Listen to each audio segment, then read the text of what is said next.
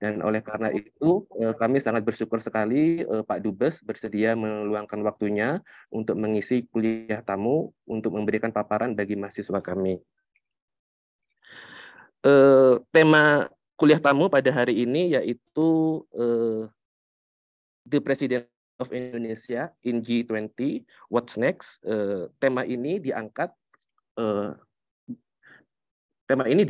karena kami melihat bahwa penyelenggaraan G20 di Indonesia tahun lalu sangat menarik karena G20 diselenggarakan di tengah tensi geopolitik dunia yang sedang memanas akibat kondisi perang di Ukraina.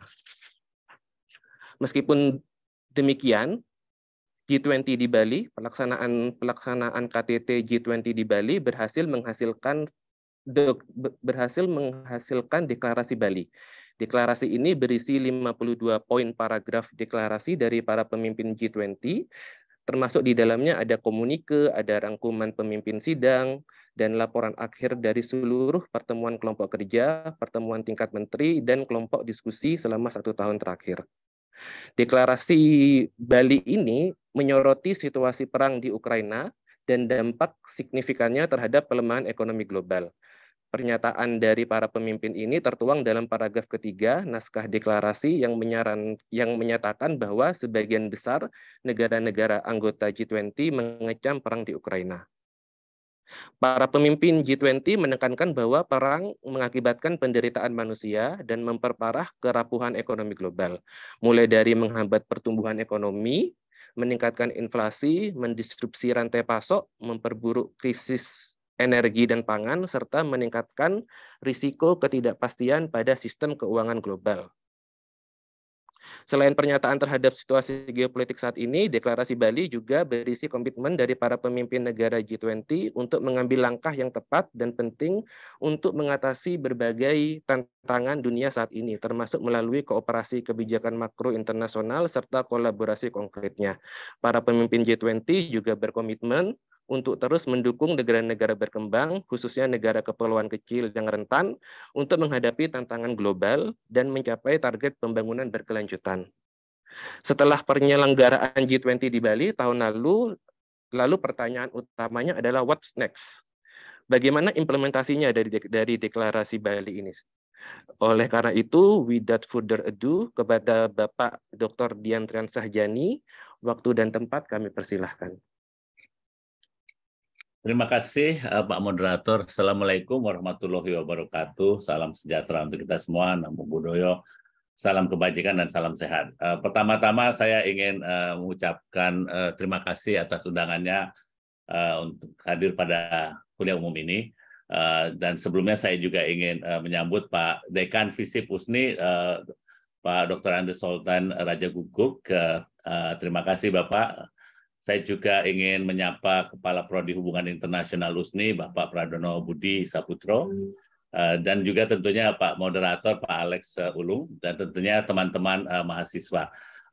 Pak Dekan, saya sengaja meng-cancel berangkatan saya. Saya harusnya sudah di Papua pagi ini, tapi saya berangkat dengan pesawat jam 12 malam, dan saya baru pulang dari India. Terima kasih Pak. karena terus terang saya ingin sedikit sharing. Jadi Pak Moderator, saya ngajar di beberapa tempat, tapi saya lebih senang untuk berbicara mengenai practical diplomacy, implementasi dari diplomasinya. Tentunya Bapak-Bapak, para dosen-dosen di HI, USNI lebih canggih dalam segala teori-teorinya, Pak.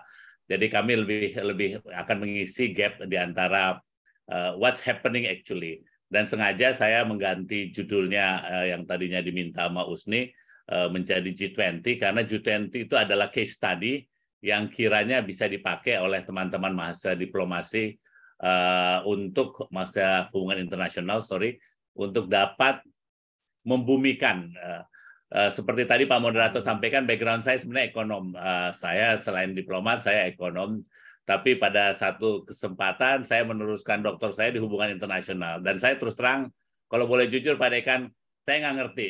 Terlalu banyak teori HI kiri kanan segalanya. The simple question adalah gimana sih implementasinya? Apa sih yang bisa dibikin to bring down to earth? Gimana rasanya bisa dipraktekkan secara nyata? Dan dalam saya memberi kuliah baik di UI dimanapun juga, saya selalu ingin teman-teman mahasiswa untuk merasakan bahwa teori-teori HI itu bisa diaplikasikan. Cuman masalahnya adalah memilih dan mengimplementasikan secara benar dalam kehidupan. Bukan hanya diplomasi, kebetulan saya juga ngajar negosiasi dan kembali lagi kadang-kadang teman-teman di berbagai jurusan prodi hubungan internasional melihatnya negosiasi is only for the kaitan dengan diplomasi, dengan hubungan internasional. Tapi negosiasi is actually in real life. Negosiasi cari jodoh nih Pak Moderator, negosiasi untuk minta pinjaman di bank untuk nyewa rumah atau dan semacamnya. It's all one whole package. Nah, oleh karena itu, sorry ya Pak Dekan, saya kalau ngomong seenaknya nih Pak, I'm not a very good diplomat, tapi style saya tidak akan banyak kasih saya akan lebih memberikan waktu teman-teman untuk tanya jawab, so you can have ada feelingnya mengenai apa yang ingin saya sampaikan ini. Kepada isu presidensi G20 tersebut memang sengaja kalau boleh ditayangkan saya akan cepat saja go through that. Sebentar ya, saya ini dulu.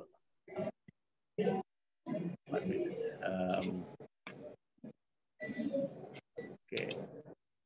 Alright.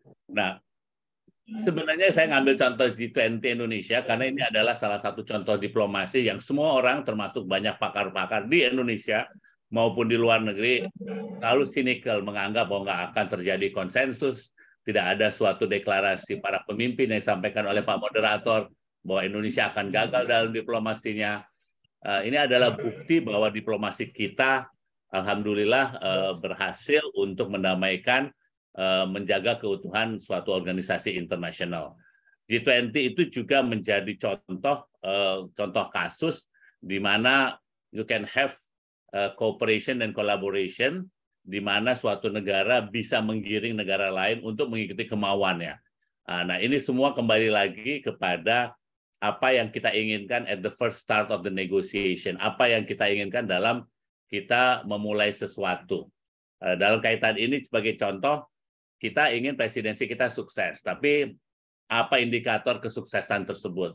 Pas kami ditunjuk, ditarik pulang dari Duta Besar di PBB oleh Pak Presiden sangat sederhana menyampaikan instruksinya, saya ingin membumikan G20. Saya ingin G20 dapat dirasakan oleh dunia dan oleh Indonesia. Dan saya ingin Indonesia juga bisa memberikan contoh-contoh dan memperjuangkan kepentingan negara berkembang. So dengan general instruction tersebut, saya mesti mendesain sesuatu proses, sesuatu negosiasi atau sesuatu presidensi yang bisa mengcapture apa keinginan seorang presiden. Dan itu diterjemahkan ke dalam upaya-upaya diplomasi tersebut. Nah, untuk melihat itu, kita semua harus, teman-teman mahasiswa, harus, if you have a clear objective of what you're going to do, kalau Anda semua punya objektif yang jelas mau kemana sih arahnya, then you have to identify siapa sih pemain-pemainnya. Nah, ini juga diajarkan di banyak teori-teori HI juga. Dalam G20 kita identify pemain-pemain utamanya adalah kalau bisa ke slide 3-nya kita lihat bahwa pemain-pemain utamanya ada kira-kira setengahnya adalah negara maju. Setengahnya lagi adalah emerging market economies, yaitu negara-negara berkembang seperti Indonesia, Argentina, Brasil, India, Cina, Meksiko, Arab Saudi dan semacamnya. Jadi peruntukannya itu setengahnya. Terus kita lihat binatangnya kayak gimana sih G20. Nah, ini juga kembali lagi suatu pelajaran sangat berharga. G20 itu dibentuk, kalau lihat ke slide yang nomor 2, dibentuk sebagai Premier Economic Forum. Jadi semuanya forum untuk membahas isu-isu ekonomi. Dibentuk tahun 1999 gara-gara ada krisis keuangan di Asia.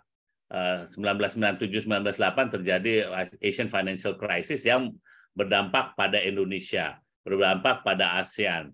Nah, perlu ada global response. Dibentuklah G20 pada saat itu baru pada tingkat Menteri Keuangan.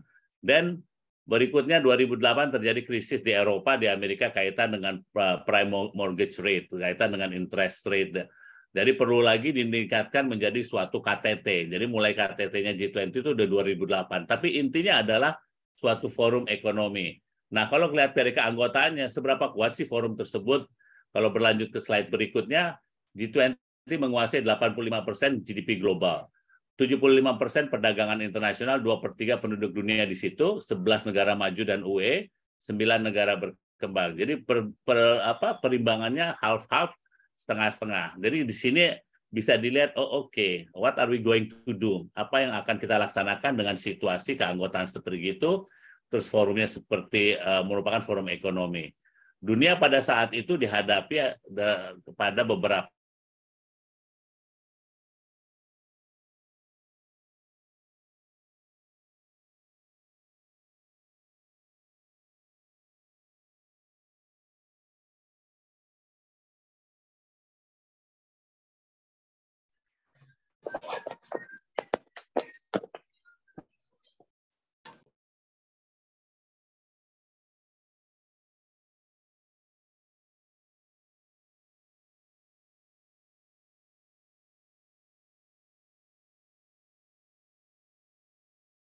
kedengaran sekarang?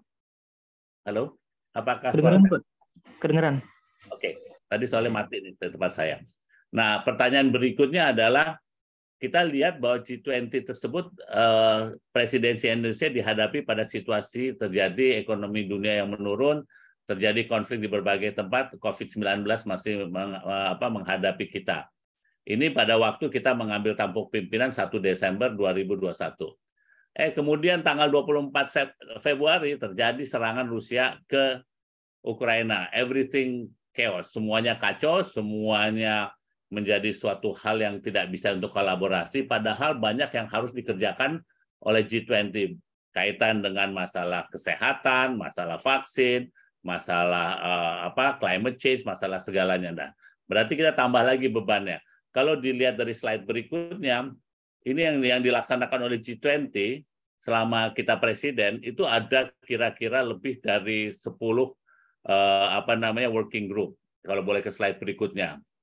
Jadi bisa dibayangkan berapa kompleksnya saya mesti mengkoordinasikan suatu presidensi yang terdiri dari lebih dari 10 ministerial meeting. Ada pertemuan tingkat menteri kaitan dengan digital ekonomi, ada pertemuan tingkat menteri pertanian, pendidikan, energi, lingkungan, dan semacamnya.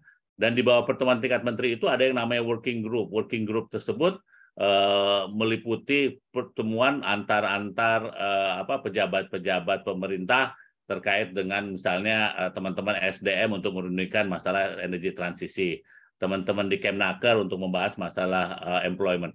Di samping pertemuan antar pemerintah juga ada pertemuan yang namanya engagement group. Dan ini adalah pertemuan di antara badan-badan organisasi-organisasi non pemerintah, contohnya youth.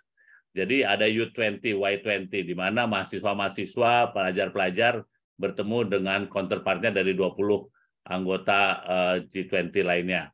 Ada pertemuan Parlemen 20, pas waktu presidensi Indonesia kita bikin Parlemen 20, kongko-kongko antara anggota-anggota DPR. Ada SAI 20, itu pertemuan BPK seanggota G20. Ada Women 20, W20, dan semacamnya. Di samping Sherpa Track tersebut juga ada yang namanya Finance Track. Finance Track ini adalah pertemuan di antara Menteri Keuangan dan Bank Sentral anggota G20. Itu membahas isu infrastruktur, bahas isu financial inclusion, financial stability, dan semacamnya. Saya nggak akan detail ke sana, tapi saya hanya menggambarkan bahwa sedemikian rumitnya G20, sedemikian banyaknya pertemuan yang semuanya nanti akan mengerucut ke suatu KTT, yaitu KTT yang terjadi di Bali. Jadi kita mesti mengkoordinasi sekian banyak masukan, sekian banyak negosiasi. Pada saat kita mengakhiri presidensi kita mencatat ada 439 pertemuan dalam setahun. Jadi saya ketemu dengan teman-teman G20 lebih banyak daripada saya ketemu dengan istri saya atau keluarga saya. So, bisa terjadi pertemuan, 2 kali pertemuan sehari, kita lompat ke kiri, lompat ke kanan, tapi this is what we want. Nah, pertanyaannya sekarang adalah untuk menjabarkan apa yang diinginkan oleh Pak Presiden, kita harus pertama dalam suatu diplomasi selalu memperjuangkan kepentingan nasional. Nah, kita mesti identify kepentingan nasional kita itu apa. Kepentingan nasional Indonesia adalah untuk mendorong agar terjadi kemajuan ekonomi, stabilitas, dan semacamnya. Kita juga berkewajiban untuk memperjuangkan, kalau boleh slide berikutnya, kepentingan negara berkembang.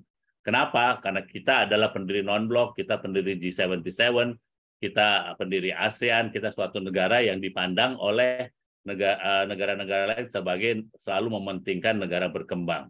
Kita juga mesti mendorong adanya inklusivitas.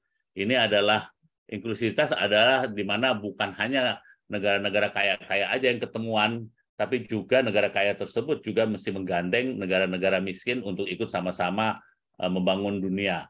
Jadi meskipun G20 tersebut menguasai 85% pasar dunia, tapi mempunyai kewajiban moral untuk juga take care mengenai negara-negara lain. Nah, kita juga mesti memanfaatkan keketuaan kita. Oleh karenanya, kita berpandangan, oh oke, kita ada masalah Papua, kita ada masalah segala masalah yang lain-lain juga.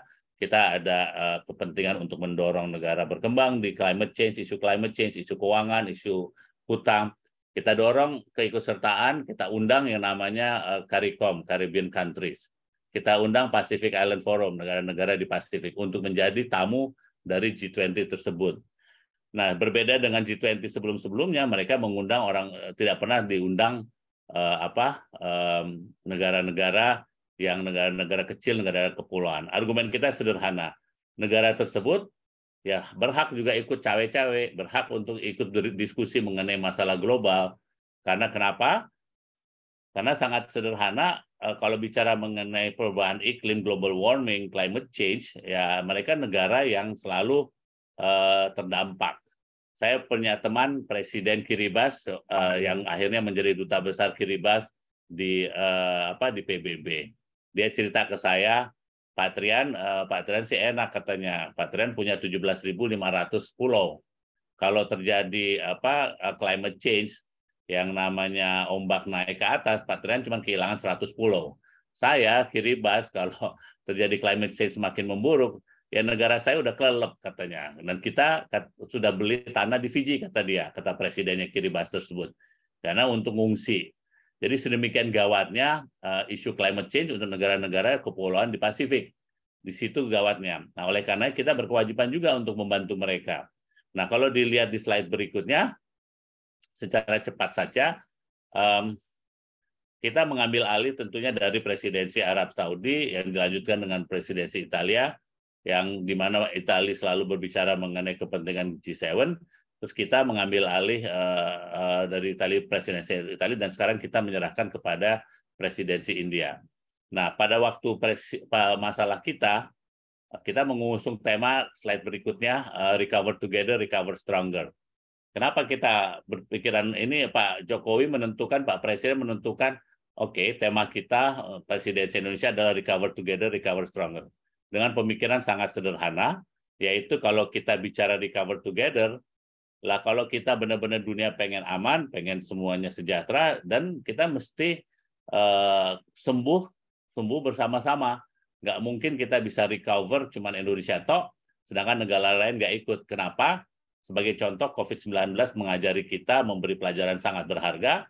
Kalaupun negara maju saja yang sehat, tapi kan negara berkembang yang tertularkan COVID juga bisa penduduknya berjalan-jalan ke negara-negara lain. Dan akhirnya nggak akan selesai isu COVID. So we have to recover together. Dan kita berpikiran bahwa tidak cukup hanya recover, tidak cukup hanya pulih kembali, tapi perlu pulih lebih kuat. Nah, kalau pulih lebih kuat berarti kita mesti perbaiki arsitektur kesehatan, kita mesti perbaiki, kita mesti make sure bahwa saya tidak terjadi lagi vaksin-vaksin hanya diproduksi di perusahaan pharmaceutical industry di negara-negara maju tertentu. Negara berkembang juga mesti punya kemampuan untuk memproduksi vaksin, memproduksi obat-obatan. Kita berpikiran juga kalau mau benar-benar sembuh dan berarti ada universal health coverage, kita mesti memperbaiki arsitektur kesehatan global ini. Oleh karenanya pada waktu presidensi Indonesia, kita pertama kali mencanangkan perlunya ada dana khusus. Dana khusus ini yang namanya Pandemic Fund, Preparedness Fund adalah pledging atau voluntary secara sukarela menyampaikan sejumlah uang ke suatu pot. Potnya itu nanti kalau misalnya amit-amit terjadi pandemi lagi di dunia, kita sudah siap. Karena pelajaran berharga sekali lagi dari COVID-19, kita punya uang, barangnya nggak ada. Kita punya barang, kita nggak punya uang juga untuk mendistribusikannya. Jadi at the end of the day, it has to be a complete and overall and comprehensive approach. Jadi kita ingin arsitektur kesehatan global itu tertangani, karena kalau kesehatan tidak tertangani, berarti nggak akan ada development, nggak akan ada pembangunan. Poin yang kedua prioritas kita adalah kita ingin transformasi digital, karena kita melihat ke depannya pelajaran juga dari COVID, di mana teman-teman semuanya belajar melalui VTC, sekarang aja kita melalui pakai Zoom, pakai segala. Jadi memang kita mesti merubah cara pikir kita. Transformasi digital tidak hanya digital divide itu hanya dikuasai oleh negara-negara maju, negara berkembang juga mesti mendapatkan share-nya. Negara berkembang juga harus diberi kesempatan untuk bikin apps, mengembangkan digital, data bank, dan semacamnya. Oleh karenanya, G20 perlu kerjasama dalam isu digital untuk menghadapi masa depan yang lebih baik. Yang ketiga prioritas kita adalah transisi energi. Karena Indonesia adalah negara yang diplomasinya selalu mengusung tema untuk mencari solusi. Kita bukan negara yang hanya mementingkan diri kita sendiri. Dan selama ini selalu argumennya negara Barat selalu bilang negara berkembang kurang usahanya untuk isu iklim. Sebaliknya negara berkembang bilang, lu jangan omong doang. Lu hanya ngomong-ngomong doang aja, nyuruh-nyuruh kita, tapi lu janji 100 miliar dolar sampai sekarang nggak pernah kucur duitnya, katanya. Jadi saling menyalah-nyalahkan. Padahal isu climate change yang tadi saya ceritakan itu sudah berdampak ke banyak negara-negara berkembang, berdampak kepada negara kepulauan, di mana banyak pulaunya udah kelelep, berdampak kepada negara-negara yang mempunyai padang pasir, berdampak pada desertifikasi dan semacamnya. Nah, Indonesia come up dengan solusi yang jangan kita saling menyalahi, tapi kita come up dengan approach atau pendekatan yang menyelesaikan masalah, yaitu perlunya transisi energi. Transisi energi berarti perlu kerjasama, perlu kolaborasi, bukan salah menyalahkan. Contohnya, kalau kita diminta untuk merubah pabrik PLN kita tidak lagi menggunakan batu bara, dan kalian mesti bantu dong dengan teknologinya supaya batu bara itu efisien atau bersih lingkungan. Mesti bantu juga kaitan dengan penggunaan solar energy, hydro energy dan semacamnya. Jadi transisi energi adalah suatu upaya bersama negara berkembang dan negara maju. Jadi sama-sama bantu gitu loh. Negara maju juga akan diuntungkan, yaitu dengan adanya supply dari energi negara berkembang yang memiliki kemampuan untuk energi terbarukan, akhirnya semuanya beres. Nah, yang terakhir yang mungkin yang berbeda pada waktu presidensi kita ini adalah saya sebagai seorang diplomat harus menerjemahkan maunya presiden kita apa. Presiden kita tadi saya sampaikan nggak mau lagi cuman omdo, cuman omong-omong doang, cuman narasi, cuman deklarasi, tapi mau sesuatu hal yang konkret. Akhirnya diplomat-diplomat kita negosiasi, kita berunding untuk mengupayakan agar G20 memberi hasil konkret, yaitu deliverables atau outcome yang sifatnya konkret, nyata, dan berdampak pada penduduk, pada mahasiswa di Bandung, pada mahasiswa di Kalkuta, di Bombay, di Mumbai, dan di berbagai tempat. Intinya G20 harus dibumikan so that the people on the ground really knows what is happening and what they can really get the benefit of G20's cooperation. Nah, ini yang nggak gampang karena selama ini diplomat-diplomatnya di G20 biasanya cuma ngomong-ngomong aja, negosiasi, berunding, berantem diantaranya melalui kata-kata. Terus kita dorong, oke, sekarang waktunya G20 untuk come up dengan proyek-proyek, dengan program-program, inisiatif, capacity building. Capacity building itu kerjasama, misalnya kita kerjasama dengan Amerika untuk membantu Fiji dalam kaitan dengan peningkatan energi hidronya gitu. Kita memiliki kemampuan tertentu, misalnya di bidang edukasi, di bidang apapun juga. Kita bisa kerjasama dengan World Bank, dengan Bill Gates Foundation untuk membantu negara-negara lain. Jadi intinya kita menggunakan apa yang selalu dilaksanakan dalam kehidupan Indonesia, yaitu gotong royong demi kemajuan komunitas bersama. Intinya come up dan concrete deliverables. Tanpa disangka-sangka pertama-tama negosiasi itu mengalami tekanan, mengalami semuanya bilang, nggak mungkin Indonesia nih apa-apaan nih segala macam. Pada akhirnya, pada KTT di Bali kita berhasil menggolkan 361 proyek di dalam kerjasama G20. Dan juga di samping itu kita juga menggolkan proyek-proyek untuk kepentingan rakyat Indonesia sendiri. Dan ini yang membedakan presidensi Indonesia, ini yang saya ingin terangkan ke teman-teman semua, bahwa diplomasi juga harus memberikan manfaat pada rakyat banyak. Nah, dalam kita gunakan G20 ini menjadi forum yang juga memberi kemakmuran bagi bukan hanya anggota G20, tapi Indonesia sebagai tuan rumah G20 mendapatkan manfaatnya. Manfaatnya bisa macam-macam, selain proyek-proyek tadi saya bilang. Dengan kita adakan pertemuan, kita mencanangkan pertemuan G20 itu di berbagai kota, berbagai pulau di Indonesia. Kenapa? Slide berikutnya sebagai gambaran kilat saja, kita menggambarkan, G20 berhasil, 446 pertemuan, ini tambah lagi datanya, karena tadi saya bilang 438. Dari pertemuan ini kita adakan di berbagai tempat di seluruh Indonesia. Kenapa? Kita menunjukkan pada dunia bahwa Indonesia itu besar. Indonesia itu sehat, udah nggak lagi kena COVID, Indonesia is healthy, and Indonesia is open for business. Jadi ada pertemuan di Merauke, ada pertemuan women di ujung Sulawesi, di Sumatera, di Belitung, tentunya di Bali berpuluh kali, di Labuan Bajo. Kita menghidupkan lagi ekonomi Indonesia yang juga terdampak oleh COVID. Dengan adanya G20, Bali kembali lagi pulih, kembali lagi hidup. Karena ada banyaknya pertemuannya aja bisa dihitung, ada 100 lebih pertemuan engagement group, ada 55 pertemuan working group, ini pertemuannya di lebih dari 25 kota. Jadi 25 kota di Indonesia. Tadinya mau lebih lagi, tapi kembali lagi pada saat itu kita mesti mengupayakan agar kota tersebut memiliki kemampuan 5G, memiliki rumah sakit yang standar internasional, dan memiliki transportasi yang bisa dijangkau oleh negara-negara G20. Jadi ini kita laksanakan. Intinya apa? Kalau bahasa Pak Jokowi itu cuannya itu ada. Jadi selain kita bicara negosiasi kata per kata, dan kita mendapatkan keuntungan dari segi pariwisatanya, kita juga memperkaryakan mahasiswa-mahasiswa di daerah, kita juga meningkatkan ekonominya, souvenir, dan semacamnya. Nah, pertanyaan berikutnya adalah, apakah G20 cuma 20 negara? Nah, selain 20 negara tersebut, yang tadi saya sampaikan, slide berikutnya, Indonesia juga mengundang negara-negara lain. Jadi, tuan rumah G20 berhak untuk mengundang negara-negara lain untuk menjadi invited guest. Invited juga mempunyai peran yang sama. Nah, tentunya kita pilih siapa sih yang akan menguntungkan Indonesia. Kita undang Spanyol dan Belanda, yang selalu diundang, Singapura juga di situ. Kita undang Uni Emirat Arab. Pas waktu G20, Solo juga berkeuntungan untuk suatu masjid dibangun oleh Emir Arab di Solo. Mungkin teman-teman lihat kan di TV-nya. Jadi bukan hanya kita kumpul-kumpul aja, kita ngundang juga yang negara Kamboja mewakili ASEAN, Rwanda mewakili Nepal, African Union, Kongo. Supaya mendekatkan lagi, jangan pernah lupa kita adalah pencetus Bandung Conference, Asia Afrika Conference. Jadi kita mesti merangkul lagi negara Afrika.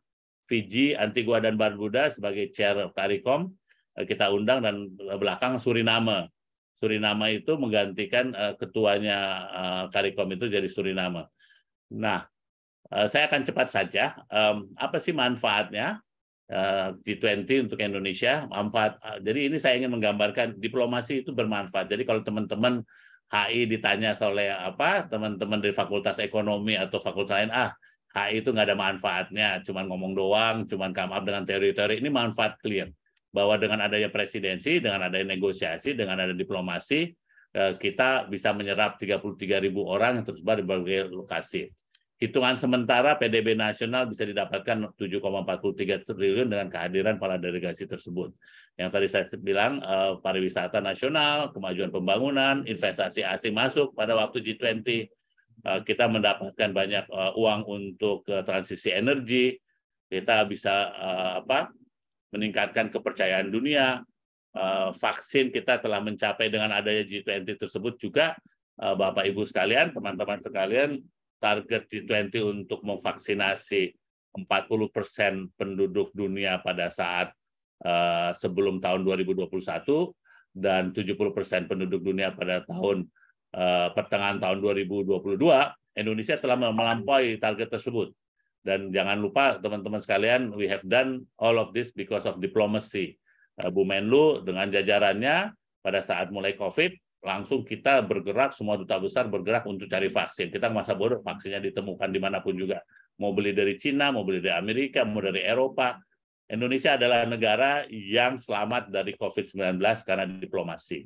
Dengan kita berhasil mendapatkan vaksin sejumlah lebih dari 440 berapa juta untuk memenuhi kebutuhan 278 juta rakyat Indonesia. Banyak negara, even tetangga kita tidak dapat vaksin pada saat itu dan banyak yang meninggal. So, ini juga G20 juga kaitan dengan vaksin tersebut. Kita memperjuangkan agar adanya tadi funding untuk pandemi berikutnya. Kita memperjuangkan agar Indonesia juga menjadi hub dan beberapa wilayah negara berkembang akan menjadi pusat produksi vaksin untuk kemudian hari. Oke, tantangan berikutnya tadi saya sudah sampaikan. Next ini pandemi, perubahan iklim, disrupsi lantai pasok global, krisis hutang. Jangan lupa G20 adalah negara yang sangat powerful, yang mempunyai kekuatan yang besar, karena setiap pertemuan G20 dilanjutkan dengan pertemuan IMF World Bank. Pada saat keketuaan kita berhasil mengampuni hutang di 2 negara Afrika. Untuk mereka, kalau tidak ada bantuan kita, tentunya akan berdampak pada bisa makin chaos negara tersebut. Nah, saya ingin gambarkan diplomasi yang sangat seru pada saat negosiasi. Pada saat negosiasi tersebut, saya sampaikan terjadi perang Ukraina tanggal 24 Februari 2022. Nah, ini seru teman-teman sekalian, pada saat terjadi perang tersebut, kita dipaksa oleh negara maju. Pak Jani, ini kita nggak mau datang ke pertemuan di Indonesia kalau Rusia nggak dipecat dari G20. Kita tidak ingin duduk sama-sama dengan Rusia yang telah menyerang suatu negara yang berdaulat dan mengambil wilayahnya. Kalau ketua tidak mengambil tindakan yang tertentu, ya batal semua G20-nya, batal bantuannya, batal kerjasamanya. Nah, kita ditekan oleh semua pihak. Tapi satu hal yang membedakan diplomasi Indonesia, dan ini adalah praktik diplomasi, karena itu saya ingin menggunakan ini sebagai contoh G20, bagaimana diplomasi Indonesia, politik luar negeri Indonesia yang selalu kita pegang. Kita bisa mengganti presiden, kita bisa mengganti menteri luar negeri, tapi politik luar negeri kita tidak pernah berubah, yaitu kita selalu merupakan negara yang non-align atau non-blok, dan kita negara benar-benar yang bukan hanya mendirikan non-blok, tapi tetap berpegang pada hal tersebut. Poin kedua yang teman-teman perlu selalu ingat, Undang-Undang Dasar pembukaan Undang-Undang Dasar 45 menyatakan bahwasanya kita berkewajiban untuk menjaga perdamaian dunia. Kita juga selalu merupakan secara konstitusi adalah negara yang memiliki independen tinggi, kita juga negara yang berkewajiban untuk menjaga agar dunia tetap aman, damai, dan tentram. Nah, pas kita diancam oleh semua pihak, dan semua pihak mengancam dari pihak satu dan pihak duanya dan semacamnya, kita sampaikan, kita diplomasi Indonesia selalu ditujukan pada upaya untuk imparsial, tidak memihak, kita diplomasi kita untuk mencari solusi, dan kita selalu diplomasi kita berdasarkan aturan mainnya, dan berdasarkan juga atas prinsip-prinsip. Dan kita tidak akan berubah, dan kita konsisten, tidak double standard. Bung Hatta menerapkan berlayar di antara berbagai karang tersebut, bukan sebagai bercandaan, tapi memang sebagai suatu prinsip-prinsip dasar kita juga. Nah, kita sampaikan, oke, kalau semuanya nggak mau duduk sama-sama, perang akan semakin kacau, dunia akan semakin terbelah, ya nggak akan ada selesainya. Nggak ada selesainya, yang akan terdampak bukan hanya negara-negara di Eropa, tapi negara-negara berkembang juga berdampak. Karena kita sudah hitung dengan adanya krisis geopolitik di Ukraina tersebut, berdampak pada pupuk, berdampak pada pangan, pada biji-bijian, pada gandum. Jadi kalau itu terjadi, akan terjadi kelaparan di berbagai tempat di dunia. Oleh karena kita berkewajiban untuk memaksakan agar semua duduk di meja perundingan, duduk dan hadir di G20. Terus mereka bilang, wah tapi ini kan udah melanggar peraturan. Kita bilang iya. Di Badan PBB kita secara jelas dan gamblang menyampaikan tindakan Rusia tersebut melanggar hukum internasional, melanggar teritori, melanggar sovereigntas, kedaulatan dan semacamnya. Voting kita, pengumuman suara kita di PBB kok jelas. Tapi jangan pernah lupa G20 adalah pertemuan di antara 20 pihak yang ditujukan untuk respons yang tadi saya sampaikan di permulaan kuliah tadi, untuk respons terhadap masalah ekonomi global, krisis ekonomi. Nah, kalau semuanya tetap tidak mau duduk, ya kalau semakin terjadi resesi dunia, ya dampaknya akan berbahaya. Oleh karenanya ya, we have to sit down, we have to negotiate, we have to talk to each other. Nah, ini kita berhasil memaksakan mereka. Pertama, pada bulan April, pertemuan tingkat Menteri Keuangan di Washington, Menteri Keuangan dan Bank Sentral G20, ya mereka bilang, ya kita akan walk out kalau gitu. Kita bilang, monggo, silakan walk out, tapi jangan pernah boykot, karena ini teman-teman mesti tahu istilah ini aplikasi dari pelajaran HI. Bedanya boykot dengan walk out itu beda sekali. Kalau walk out dalam PBB atau dalam pertemuan internasional adalah suatu negara keluar pada saat ada suatu negara tertentu yang menyampaikan statement karena dia nggak setuju dengan pernyataan tersebut. Kita sendiri pernah walk out, saya sendiri pernah walk out pas waktu Israel ngomong di PBB. Nah, tapi kalau boykot itu berdampak pada tuan rumah, berdampak pada pimpinan sidang. Boykot berarti dia nggak setuju sama sekali pertemuan tersebut. Dan itu kita bilang, kalau sampai ada satu negara yang berani boykot, berarti lu akan jadi musuh Indonesia. Dan kalau lu akan menjadi musuh Indonesia, konsekuensinya banyak, ke bilateral, kemana, ke macam-macam. Tapi monggo, tapi kita juga fair. Kita memberi kesempatan, kita mengundang Ukraina, wakilnya Menteri Keuangan Ukraina. Silakan datang, silakan menyampaikan maki-makian. Dan kita memberi kesempatan pada negara lain untuk memaki-maki Rusia. Dan kita juga memberikan kesempatan pada Rusia untuk membalas maki-makian. Tapi dengan adanya mereka duduk di satu meja perundingan, duduk di satu ruangan, ya berarti ya masih terjadi komunikasi, tidak complete shutdown. Nah, ini suatu hal yang teman-teman calon diplomat atau calon sarjana HI mesti mengetahui sangat mendasar. Bahwasannya at the end of the day, to have people in the room is already a success gitu loh. Nah, setelahnya pada waktu Juli pertemuan tingkat Menlu, ya kita sampaikan kita ingin semuanya datang. Kita ingin semuanya datang di perundingan, menteri-menteri, dan sebelumnya even yang tidak ada krisis Ukraina, banyak menteri luar negeri nggak datang. Kemarin saya barusan pulang dari New Delhi, di pertemuan tingkat menteri New Delhi juga ada beberapa menteri nggak datang. Di Indonesia semua menteri luar negeri hadir. Ini berarti keberhasilan diplomasi kita. Kenapa mereka hadir? Ya karena kita memberikan jaminan bahwasanya kita akan menjamin bahwa semua akan komfortabilitas. Semua akan nyaman. Kita tidak memaksakan ada foto bersama. Karena mereka nggak mau tuh ada foto. Saya nggak mau tuh foto sama Rusia. Dan sebaliknya juga, saya nggak mau dengan ini. Saya nggak mau duduk makan sama-sama mereka. Ya monggo, kita bilang kalau kamu nggak mau duduk makan, ya kita pokoknya Indonesia akan melaksanakan diplomasi seperti kawinan. Jadi kita bikin tuh food stall, makanan. Silahkan. Kan kayak teman-teman kan pernah datang ke kawinan pasti ya mahasiswa. Kalau kawinan kan terserah masing-masing undangan, ada yang mau ngambil kambing guling, ada yang mau ngambil nasi goreng gitu loh. Dan nggak perlu duduk sama-sama semua orang kan, bisa berdiri, bisa segala. Nah, kita come up dengan diplomasi yang baru yang sama sekali tidak mengikuti forma internasional. Jadi tidak lagi ada menteri-menteri duduk di satu meja dengan nama-namanya segala, ya monggo. Akhirnya semuanya nyaman.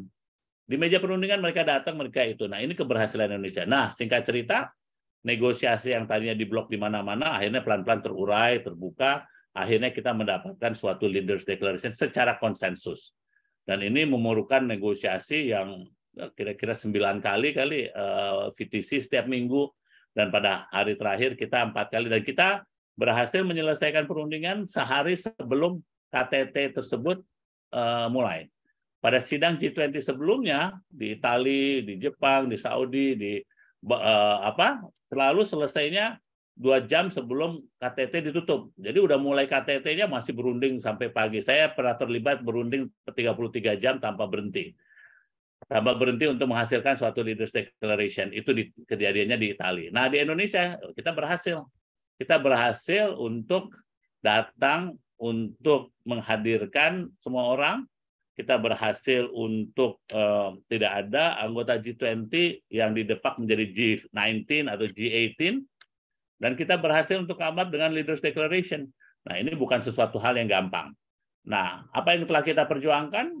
Banyak, antara lain saya akan cepat aja supaya memberikan waktu untuk jawab, banyak saya jawab.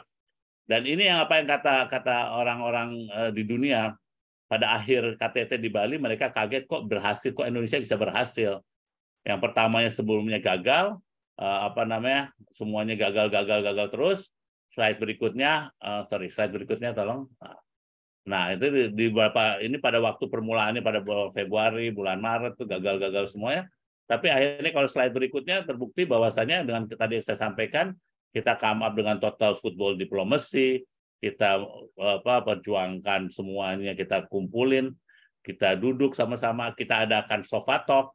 Jadi pertama kali dalam G20 kita ngeriung, jadi kita usir semua anak buah, hanya bos-bosnya, saya bersama dengan Sherpa-nya masing-masing negara. Sherpa itu kayak ini ya, kalau mendaki Gunung Himalaya itu kan selalu ada guide-nya. Nah, itu guide-nya dinamakan Sherpa. Jadi setiap kepala negara menunjuk Sherpa untuk mewakili kepala negara untuk merundingkan KTT tersebut. Nah, saya kumpulin, saya duduk ngeriung, pakai sofa, nggak pakai meja. Pas waktu itu ya kita adakan juga di kapal. Jadi pas waktu kita adakan di kapal di Labuan Bajo, ya negara-negara maju nggak bisa kabur, terpaksa diduduk sama Rusia. Nah, ini adalah suatu implementasi dari diplomasi yang saya bilang tadi, memaksakan orang untuk duduk bersama. Ya kecuali dia nyemplung ke laut, laut di Labuan Bajo, ya monggo aja gitu. Ini saya kembali lagi teman-teman, kita kasih ceritanya supaya kalian semua tahu bahwa ini loh, diplomasi is all about creating the environment, menciptakan suatu iklim di mana semua mau duduk sama-sama. Berikutnya, ini yang saya tadi sampaikan, kita menjawab skeptisisme, presidensi kita Indonesia imparsial, kita kredibilitas kita tinggi, kita dipercaya, diplomasi kita dianggap sebagai diplomasi yang konstruktif, the art of face-to-face diplomacy kita laksanakan, dan kita kembali lagi come up bahwasanya ya kita perlu sama-sama nih, duduk together, stronger. Nah, kalau kita bisa ke slide berikutnya, nah slide berikutnya ini loh, ini kata-kata semua orang. Jadi Bloomberg bilang, Finance Times bilang, semuanya, look, kita berhasil surprise power broker at G20, dan semua menganggap successful diplomacy. Saya tidak akan go to detail. Slide berikutnya, nggak gampang, bukan hanya menghasilkan leadership declaration. Tadi yang tadi Pak Moderator menyampaikan, untuk menegosiasikan satu paragraf itu bisa 3 hari. Kita berhasil slide berikutnya kalau boleh. Slide berikutnya, lanjut. Ya, itu kita berhasil mencapai 52 paragraf, ada 17 halaman, jadi dokumen itu sangat substansi, isinya mengenai kesepakatan di bidang pertanian, kerjasama, energi, tenaga kerja, migration. Kita juga mendorong peran women, tourism. Pas waktu presidensi kita ada mengadakan women empowerment, ada pertemuan tingkat menteri wanita, kita dorong UMKM, kita dorong disable yang selama ini tidak pernah dibahas di G20, anti corruption dan semacamnya. Slide berikutnya. Ini hasil utamanya, kira-kira banyak hasilnya, tapi satu hasil yang paling penting adalah dari presidensi kita itu, kita berhasil mendorong Black Sea Grain Initiative Agreement. Jadi itu ada perjanjian yang hampir mati dan harus diperpanjang 2 hari setelah KTT. Yang intinya bahwasanya semua kapal-kapal yang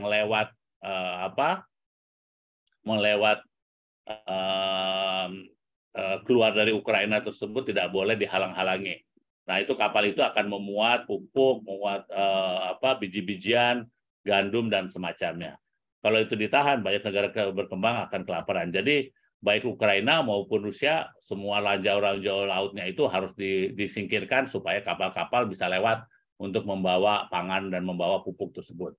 Ini suatu keberhasilan kita yang banyak orang, termasuk di press Indonesia juga nggak tahu. Hasil utama berikutnya, itu antara lain saya nggak detail, nanti silakan dilihat, ada vaksin, ada pandemic fund yang saya bilang. Dalam waktu presidensi, dan ini nggak pernah terjadi sebelumnya, kita berhasil mengumpulkan 1,5 miliar US dollar dalam waktu beberapa bulan. Sekarang jumlahnya sudah naik menjadi 1,6 atau 1,7 miliar. Untuk ngumpulin $5 aja di dalam organisasi internasional susahnya setengah mati. Karena melalui parlemen, melalui segala. Nah, kita berhasil nih. Kita bilang, jangan cuma ngomong doang aja nih. Kita perlu kerjasama untuk COVID. Kalaupun kita punya duit, kita sih Indonesia nggak masalah, kita bilang. Tapi banyak negara berkembang yang nggak punya duit untuk even beli vaksin. Sebagai contoh, teman-teman, ada Menteri Perdagangan Afrika, teman saya, kita sudah selesai vaksin untuk banyak orang, dia aja nggak pernah dapat suntikan pertama. Ada negara miskin di Afrika, Menteri Perdagangan, kalau Menteri Perdagangannya belum dapat suntikan vaksin, gimana rakyatnya kan? Nah, ini sebagai contoh. Kita dorong digitalisasi, ada UMKM, startup, dan semacamnya. Concrete deliverables, slide berikutnya, ini kita dapatkan 361 proyek yang dalam kaitan G20. Dalam kaitan proyek bilateral, kita dapatkan 140 proyek. Jadi, diplomasi memberi manfaat untuk Indonesia, untuk rakyat Indonesia. Kalau ada yang bilang enggak, saya ada bukti-buktinya, ini faktanya. Nah, what's next for Indonesia? Next for Indonesia, kita berkewajiban untuk tetap memperjuangkan apa yang telah kita capai pada waktu presidensi India. Nah, presidensi India prioritasnya adalah dia kembali lagi masalah pembangunan, SDG sama seperti kita dia dorong lagi. Jadi banyak prioritas India ini meneruskan apa yang kita dorong. Masalah teknologi transformation, multilateral women-led development. Nah, ini kita juga berkewajiban untuk terus menjaga supaya tetap berlangsung. Nah, dalam India di working group-nya dia tambahin lagi adanya kaitan dengan disaster risk reduction working group dan startup 20. Ini ada badan baru lagi dibikin di G20 yang khusus menangani masalah bencana alam, masalah approach yang lainnya lagi. Dan juga startup dia mendorong apa yang telah kita capai waktu G20 Indonesia dengan adanya startup. Nah, kita akan terus what's next-nya akan tetap mendorong peran Indonesia sebagai troika, yaitu dalam G20 itu ada yang namanya troika. Troika itu negara yang sebelum dan negara yang sesudah. Jadi selalu berperan sebagai 3 negara yang meng-guide pembahasan yang menjadi advisor. Jadi sekarang India kan presidensi G20. Kita kan presiden tahun lalu. Nah, kita adalah anggota Troika, sedangkan Brasil akan jadi presiden tahun depan. Jadi gunanya Troika tersebut ya kita berkewajiban untuk tetap menjaga agar apa yang kita capai, termasuk proyek-proyek tersebut tetap dilaksanakan. Dan nggak gampang situasinya, masih terus. Kalau boleh ke slide berikutnya, kita sudah adakan pertemuan Sherpa yang pertama. India sudah menyampaikan isu prioritasnya dia. Nah, cuman kembali lagi, diplomasi India berbeda dengan diplomasi kita. Cara kita selalu mendengarkan semua orang, menggandeng semua orang, menghargai dan merespek pandangan-pandangan semua negara. Nah, di sini bedanya mungkin India ada condongan tertentu pada negara maju tertentu dan semacamnya. Tentunya kembali lagi, nggak gampang kalau dianggap mempunyai kepentingan tertentu. Nah, kepentingan kita waktu jadi presiden adalah kita ingin G20 tetap utuh. Ini bukan suatu hal yang gampang. Nah, pas waktu kemarin saya pulang sebagai gambaran, India tidak berhasil secara konsensus di pertemuan G20 Foreign Minister Meeting slide berikutnya untuk mendapatkan suatu dokumen konsensus. Dia pikir karena Indonesia sudah berhasil untuk mendapatkan Leaders Declaration secara konsensus, berarti gue juga gampang dong dapat hasil konsensus di pertemuan tingkat Menteri Keuangan dan di pertemuan tingkat Menteri Luar Negeri. Nyatanya enggak, karena isu Ukraina muncul lagi, ada beberapa isu muncul lagi, negara maju ingin semakin diperkuat paragrafnya, terus dan kebetulan baru bulan Februari ini, pertemuan kemarin itu beberapa hari setelah ulang tahun pertama invasi Rusia tersebut. Jadi situasinya tidak kondusif. Kita sudah menyarankan nggak usah deh paksain adanya suatu deklarasi yang konsensus di tingkat Menteri Luar Negeri, karena yang penting nanti di tingkat KTT aja. Tapi kembali lagi stylenya makin berubah. Pas digunakan paragraf yang sama yang saya draft untuk KTT di Bali, negara maju mengusulkan udah pakai paragrafnya si Jani aja tuh yang mengenai Ukraina, paragraf 3 dan 4. Karena Indonesia, karena kita setuju dengan Indonesia dan Indonesia netral. Sekarang kita nggak mau lagi pakai paragraf yang sama. Nah, itu membuktikan kembali lagi diplomasi Indonesia adalah dihargai karena mereka mau sepakat untuk konsensus semua negara karena Indonesia yang memimpin. Dengan itu saya berhenti di sini. Sekali lagi terima kasih. Dan saya mau memberikan waktu seperti saya janjikan, ada 1 jam untuk tanya jawab. Silahkan tanya jawab apapun juga. Insya Allah saya akan jawab tentunya dengan aturan Pak Moderator Chatham House, di mana ini hanya untuk di sini, tidak boleh ada yang publikasikan karena saya sangat terbuka dan saya akan coba seterbuka mungkin untuk menjawab semua pertanyaan para mahasiswa. Tapi tidak ada yang jangan direkam. Rekam untuk kepentingan universitas enggak, tapi jangan untuk di sosial mediakan atau diviralkan atau di semacamnya. Karena saya masih berperan sebagai Sherpa dan saya masih berperan sebagai Chief Negotiator Indonesia untuk ASEAN dan untuk badan internasional lainnya. Gitu kira-kira. Assalamualaikum warahmatullahi wabarakatuh. Kalau diplomat kita bisa ngomong 20 jam kalau dibayar. Tapi kayaknya ini kurang minum hari ini. Jadi sampai sini dulu. Silakan kalau mau tanya jawab, enggak gimana caranya kami ikutin aja. Oke, terima kasih Pak Dubes atas paparan materinya. Bagi teman-teman yang ingin bertanya, silahkan raise hand. Jika ingin langsung ngobrol dengan Pak Dubes, bisa raise hand. Tapi juga boleh jika langsung menuliskan pertanyaannya di kolom chat. Nanti akan saya pilih, akan saya bacakan kepada beliau. Untuk sesi Q&A dibuka sekarang. Untuk sebagai pembuka, saya ada 1 pertanyaan untuk Pak Dubes. Pak Dubes, terkait dengan negosiasi, terkait dengan konflik antara Rusia dan Ukraina, apakah tidak terlalu dini, Pak, bagi Bapak untuk mengatakan bahwa presidensi Indonesia itu berhasil? Karena sebetulnya setelah KTT berakhir, kedua negara masih dalam kondisi berperang, Pak, sampai sekarang. Seperti itu. Apakah tidak terlalu dini untuk mengatakan bahwa presidensi Indonesia itu sudah berhasil, Pak? Dan lalu jika memang sudah berhasil, lalu parameternya apa, Pak? Poin-poinnya sehingga Bapak menyatakan bahwa memang presidensi Indonesia berhasil dalam konteks perang antara Rusia dan Ukraina. Terima kasih. Saya jawab langsung ya. Ya. Bagus pertanyaannya Pak. Nah di sini makanya saya mau mulai dengan bahwa G20 adalah organisasi yang base-nya ekonomi. G20 tidak pernah didesain untuk membahas konflik, tidak pernah didesain untuk membahas isu-isu yang di luar isu ekonomi. Isu-isu tersebut, misalnya isu human rights dibahas di Human Rights Council. Isu kaitan dengan konflik, misalnya itu dibahas di Dewan Keamanan PBB, dalam konteks PBB. G20 nggak pernah. Jadi makanya banyak yang tanya bahwa Indonesia nggak berhasil menyelesaikan. Emang kita nggak pernah pengen menyelesaikan, karena bukan pada posisi G20 untuk menyelesaikan tersebut. Nah, kita bilang berhasil adalah karena G20 berhasil dalam konteks tidak terpecah belah.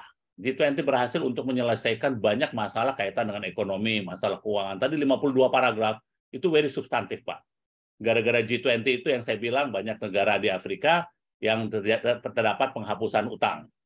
Dalam kaitan G20 Finance and Central Bank Minister Meeting. Kita berhasil untuk come up dengan 1,5 billion US dollar untuk pandemic fund. Nggak pernah terjadi.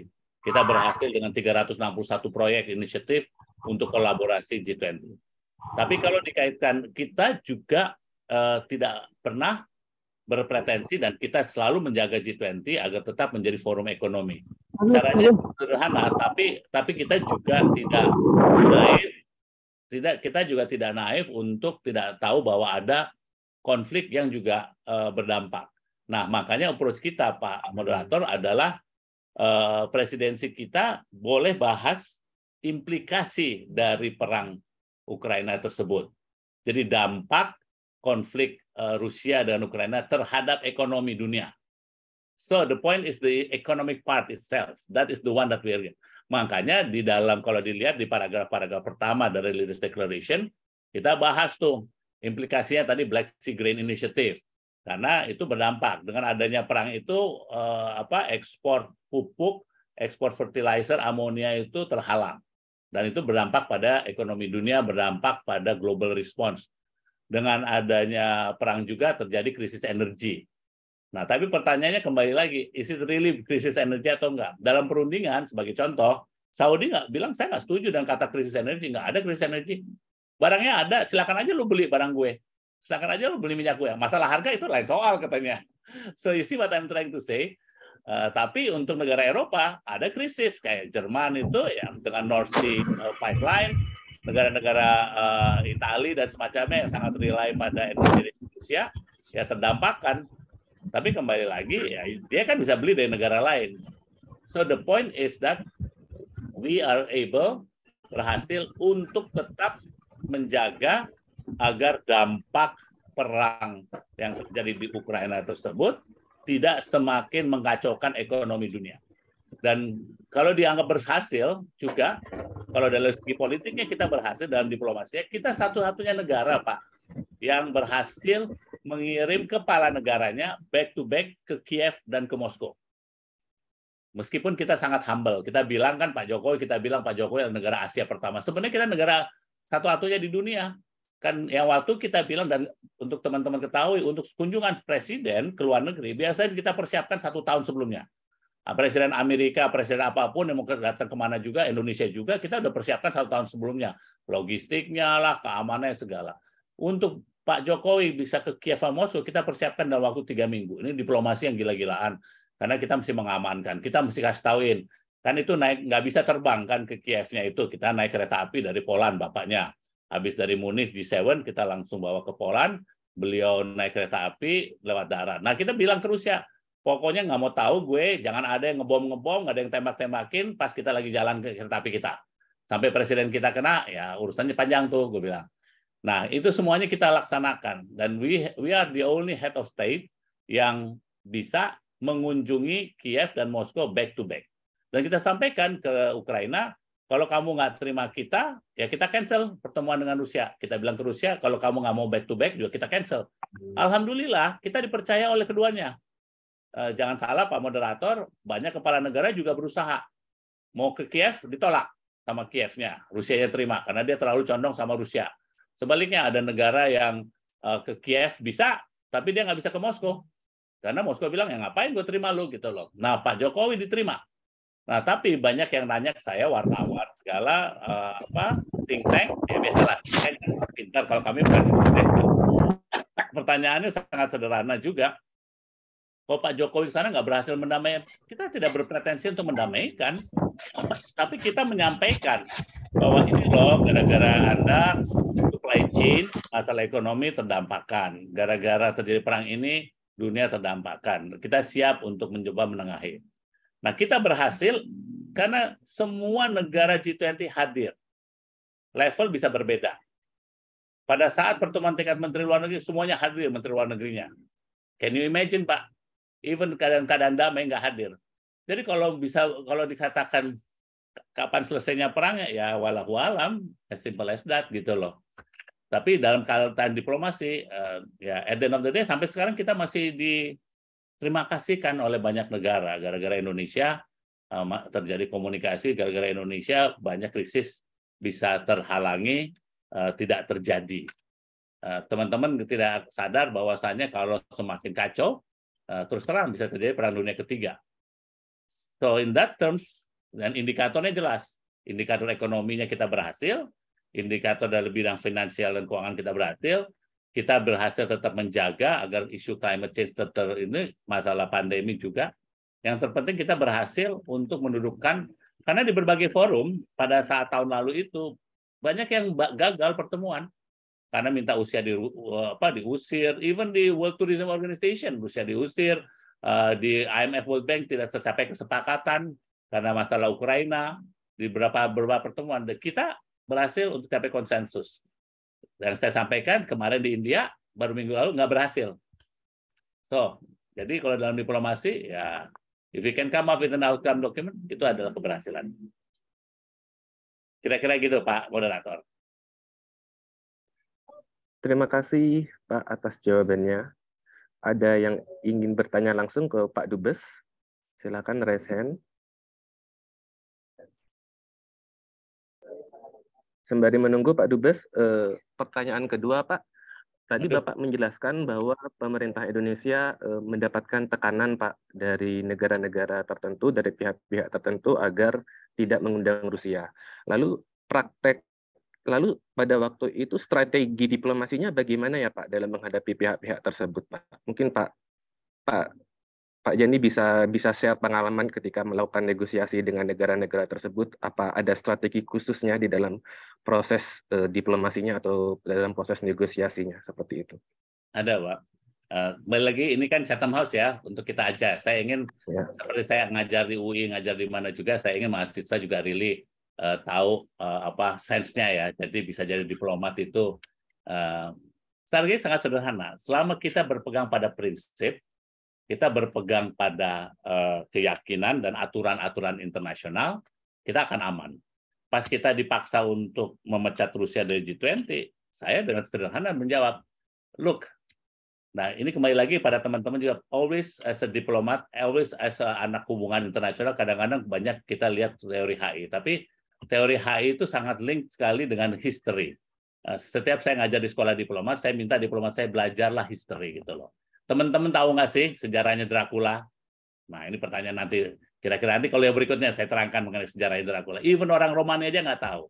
Benar nggak sih Dracula dari Transilvania? Nah, silakan kalau yang bilang benar, silakan tulis di chat room. Nah, saya kembali lagi pada history. Pada history, saya terangkan ke mereka negara G7, look, kamu memaksakan saya usir Rusia. Tapi sejarah menunjukkan pada tahun 2014, Crimea dicaplok oleh Rusia. Toh tidak ada dari satu pun dari kalian yang memprotes Rusia hadir di KTT Brisbane G20 di Australia. Australia negara maju kan, saya bilang.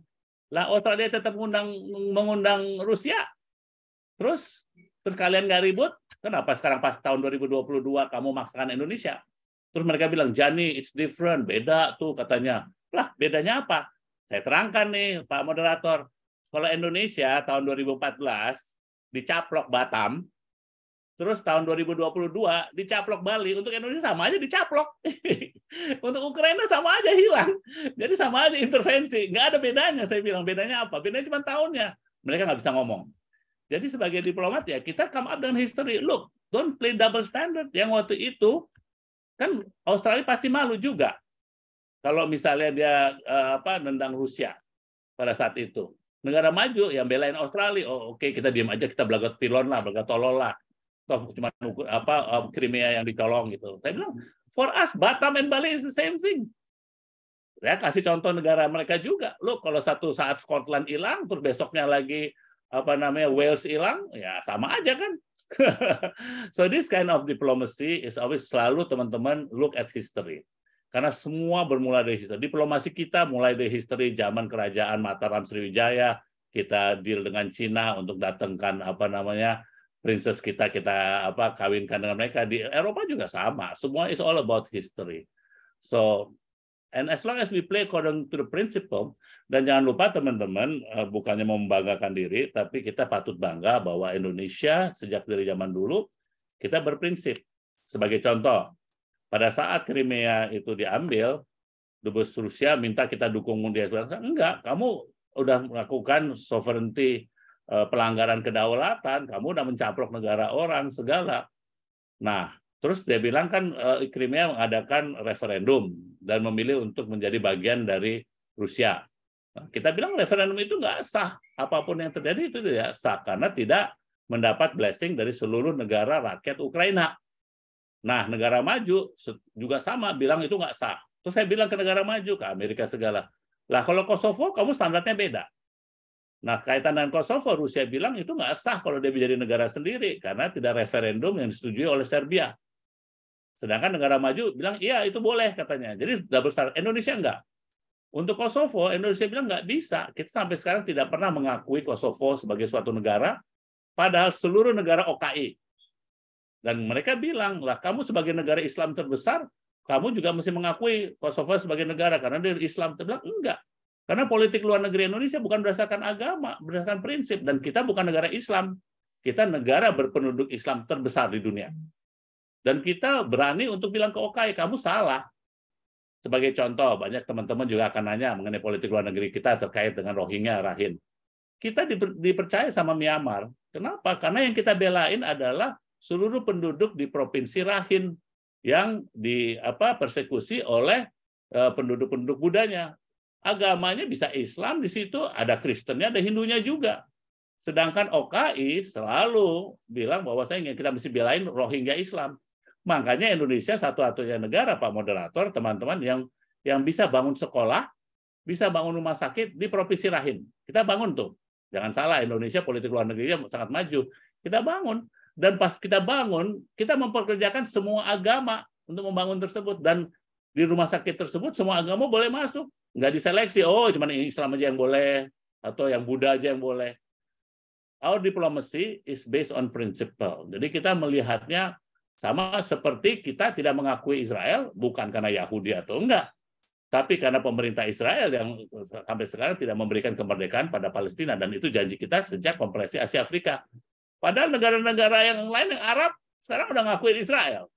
Jadi siapa yang konsekuen? Kita tetap nggak double standard, dan ini akan kita terus pegang sebagai prinsip diplomasi kita. Selama kita semua mengikuti aturan dan prinsip-prinsip international law, international humanitarian law, dan semacamnya. Kaitan dengan Kosovo tadi dan Crimea, saya ngambil contoh sederhana. Kasus tim-tim, kita memberikan kesempatan untuk tim-tim untuk mengadakan referendum. Nah, penduduk tim-tim setuju untuk bikin negara sendiri, menjadi Timor Leste. Nah, sekarang hubungan kita yang paling dekat sama Timor Leste. Jadi karena kita memberikan kesempatan untuk melakukan referendum, jadi perbedaan itu kita berpegang pada hukum internasional. For that, we will not be jadi kembali lagi, mungkin saya sedikit seru nih kalau cerita soal ini. Tapi jangan pernah lupa teman-teman, look at the rules, selalu ikutin. Saya orang yang selalu diajarkan dari kecil untuk ikutin aturan. Makanya tuh kalau misalnya main bola ya ikutin aturannya gitu loh, main badminton ya ikutin aturannya. Ya, jangan main bola jangan disamakan dengan sepak takraw atau gelut gitu loh. Kalau di kita kan bola sama WWF bedanya tipis tuh ya Pak Alex ya. Kadang-kadang jokingly. Itu ada pertanyaan yang boleh saya jawab, pertanyaan di situ di chat. Boleh Pak, ada pertanyaan dari Yudhistira Yoga. Permisi atas nama Yoga Yudhistira dari USNI Bekasi, mohon izin bertanya, apa saja hal yang diperlukan bila ingin menjadi seorang diplomat Indonesia? Mengapa Indonesia selalu memiliki diplomat yang dari dulu dikenal memiliki kinerja yang baik? Ini pertanyaan yang sangat seru. Syarat yang paling utama adalah cinta Indonesia. You have to be idealist. Kita terus terang, jujur aja, ada 10.000 sampai 20.000 yang melamar untuk menjadi diplomat Indonesia. Kita terima less than 100 biasanya. Berbeda-beda angkatan sebagai diplomat. Dan kita satu-satunya proses rekrutmen di Republik ini yang tidak hengki-pengki, tidak korupsi, tidak macam-macam, dan ISO 9001. Ini bukannya saya membanggakan, karena saya ikut pas waktu saya 20 tahun yang lalu jadi direktur muda, ini Pak Hasan mereformasi Kemlu sedemikian rupa, jadi masa bodoh itu anak duta besar, anak menteri luar negeri, even anaknya Pak Hasan sendiri kita habisin total. Jadi memang yang ngujinya juga, misalnya nih, dari pas sudah sampai 5 tahap, 6 tahap, masalah psikotes, masalah kesehatan, masalah keamanan, masalah segala, tinggal interview, tinggal 200, kita mesti milih 100. Nah, di situ yang ngetes itu hanya boleh 1 orang Deplu yang aktif. Yang lainnya dari NGO, bisa dari CSIS, bisa dari Jakarta Post, bisa dari orang Rusia. Jadi nggak ada yang bisa korupsi, nggak ada yang bisa neko-neko. Di kita ada kepala biro personalianya, anaknya 3 kali nggak lulus. Padahal dia doktor dari luar negeri. Misalnya pertanyaan kita sederhana, sebutkan Pancasila. Meskipun dia doktor dari luar negeri, ya kalau dia nggak tahu Pancasila, ya wassalamualaikum warahmatullahi wabarakatuh. Jadi yang kita cari adalah bukan orang yang pinter aja, karena orang pinter di Indonesia banyak. Tapi kita cari orang yang punya dedikasi, orang yang idealisme, orang yang tidak membedakan suku bangsa, etnis, agama. Karena di Kemlu sangat egaliter, kita mau masa bodoh dari keturunan Arab atau keturunan Cina atau keturunan Batak, Sunda, we don't care. Yang kita care adalah seberapa cintanya dia pada Indonesia. Nah, itu yang kita tes. Jadi kalau mau dianggap sebagai diplomat Indonesia itu bagus-bagus ya terima kasih kalau dianggap memiliki kinerja yang baik. Tapi memang proses rekrutmennya dan itunya sangat keras. Karena saya sebagai duta besar lebih takut sama sosial media daripada sama Menlu atau Presiden. Karena ada sosial media yang jelek aja ke saya, langsung ke Presiden, ya untuk kita. Contohnya misalnya ada warga negara yang tidak terlindungi di satu negara. Dia komplain mengenai diplomatnya. Ya kita langsung mengambil tindakan. Karena kita untuk perlindungan warga negara sebagai contoh kecintaan pada itu sangat penting. Makanya interview yang kita cek adalah seberapa cintanya sih kamu sama Republik, seberapa mau berkorbannya untuk kepentingan rakyat Indonesia. Mungkin saya terlalu idealis ya kalau sampai, tapi itu benar-benar yang kita laksanakan karena at the end of the day kerjaan diplomat nggak gampang, Bapak Ibu sekalian. Ya kalau memang kelihatan di tempat-tempat yang bagus, tapi saya tahu anak buah saya mesti seorang diri, ada seorang wanita diplomat, anak buah saya, dia mesti dari Venezuela terbang ke Trinidad dan Tobago, masuk ke kapal yang sudah 1 bulan nggak ada listrik, ada 100 anak buah kapal, dia mau digorok sama anak buah kapal tersebut karena udah nggak ada makanan, nggak ada apa, nggak bisa mendarat, nggak boleh mendarat, tapi dia berhasil menyelamatkan 100 buah anak buah kapal, dan dia sampai sekarang dicintai sama anak buah kapal tersebut.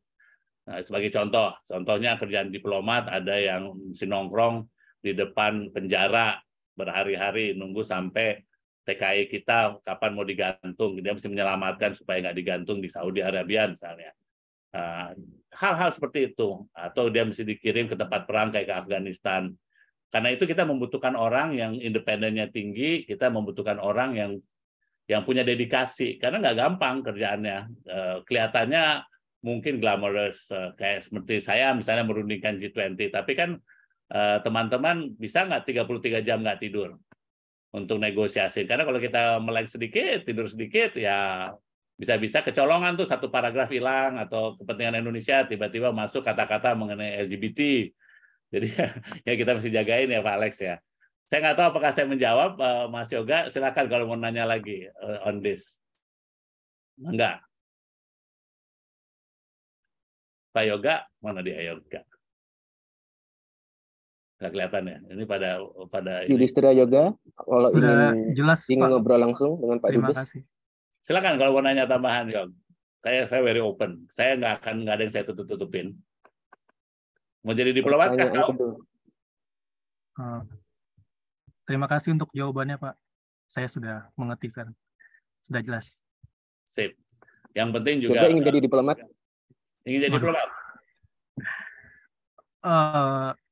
Mungkin. Wah, kalau masih ragu-ragu gitu, Iya, masih ragu. lagi tuh.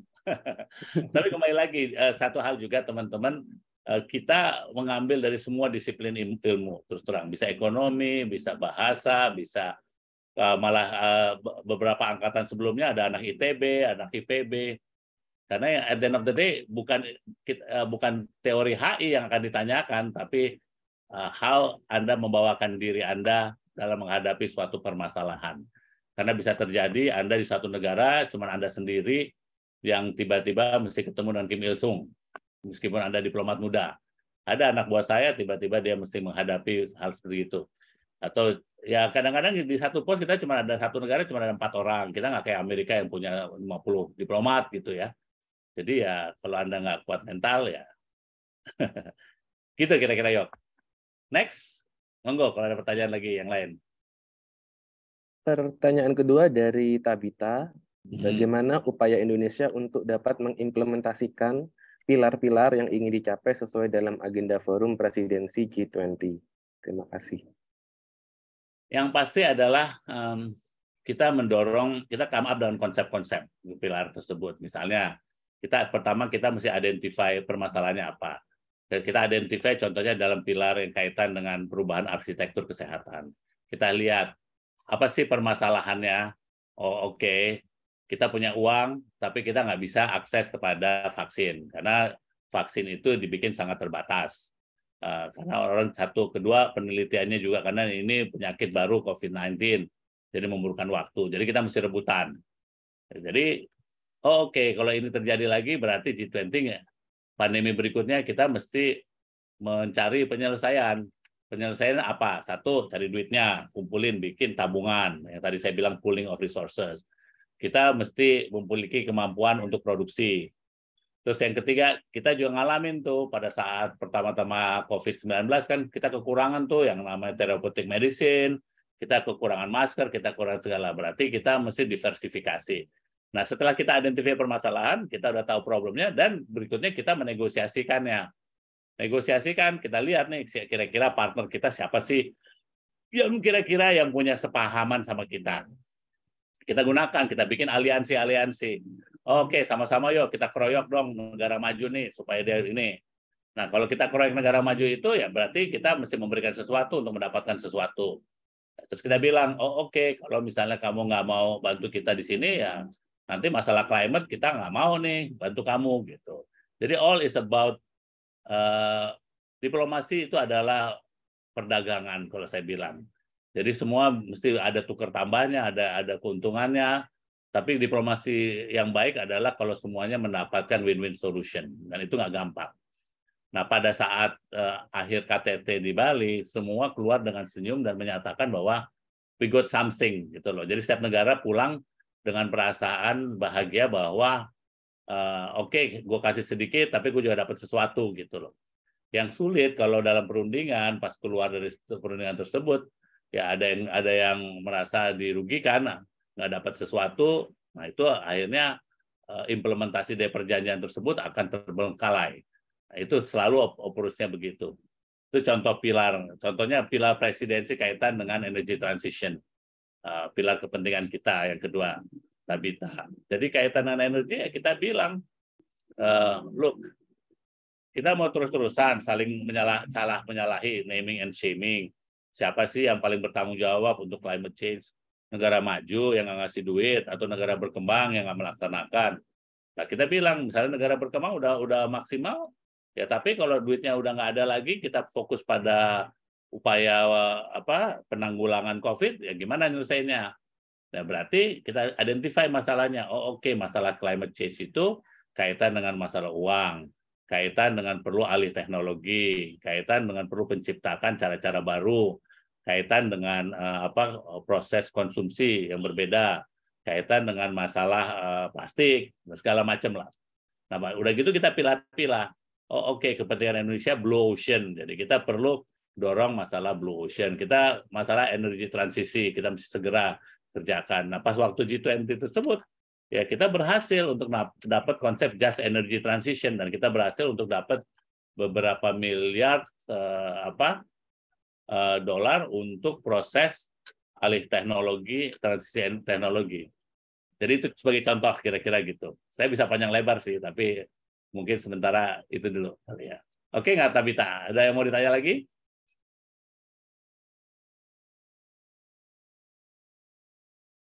Kalau nggak ada pertanyaan, Muhammad Abdul Rahim tuh Pak Moderator. Silakan Ya, kalau mau. silakan Muhammad Abdul Rahim menyampaikan pertanyaannya secara langsung. Terima kasih Mas Alex atas kesempatannya. Selamat siang Pak Dian. Kebetulan Pak saya nge-follow Twitternya Indonesian Mission on UN, so I'm occasionally see you on that platform, I think. Jadi yang pertanyaan saya kan terkait G20 kemarin, Pak. G20 kemarin kan bersama-sama Indonesia dengan negara anggota G20 kemarin mengeluarkan joint communique bersama terkait Ukraina.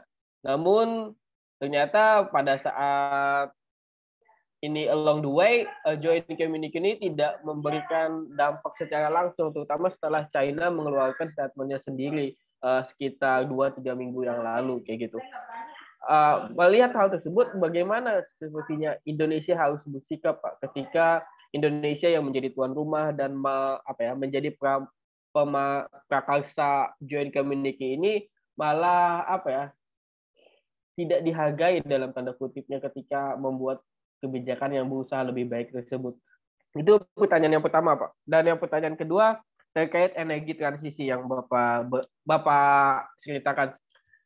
Indonesia kan sebagai salah satu penghasil nikel terbesar hingga saat ini yang ada di Morowali, salah satunya kan melalui Presiden Jokowi ini ingin melakukan hilirisasi energi. Namun yang menjadi masalah adalah negara-negara Eropa menganggap hilirisasi yang dilakukan Indonesia ini tidak etis dan melakukan penuntutan di WTO, World Trade Organization. Nah, sebagai seorang diplomat Indonesia, harus seperti apa sih menyikapi hal tersebut ketika negara berkembang nih ingin menjadi maju juga secara ekonomi dan teknologi, namun di saat yang bersamaan dihalangin oleh negara maju agar atas nama perdagangan bebas. Gitu. Bagaimana menunjukkan seorang diplomat harus menunjukkan kepentingan dan komitmen negara. Seperti itu, Pak. Terima kasih. Terima kasih, Pak Muhammad Abdul Rohim. Pertama mungkin koreksi ya, kita tidak menghasilkan joint communique on Ukraina pada waktu Leaders Declaration. Kita menghasilkan Leaders Declaration, G20 Leaders Declaration. Nah, itu berbeda sekali, terdiri atas 52 paragraf. Ukraina itu terdiri atas satu paragraf yang khusus mengenai isu Ukraina, dan satu paragraf tambahan kaitan dengan Black Sea Grain Initiative, tapi lebih kepada bukan Ukraina per se, tapi kepada perdagangan biji-bijian gandum dan supply chain initiative, dan berdampak pada yang sebagai akibat dari perang di Ukraina. So it's a completely different issue. Nah, kalau masalah Cina memberikan statement yang 3 itu kan perkembangannya lagi, dan itu di luar konteks G20.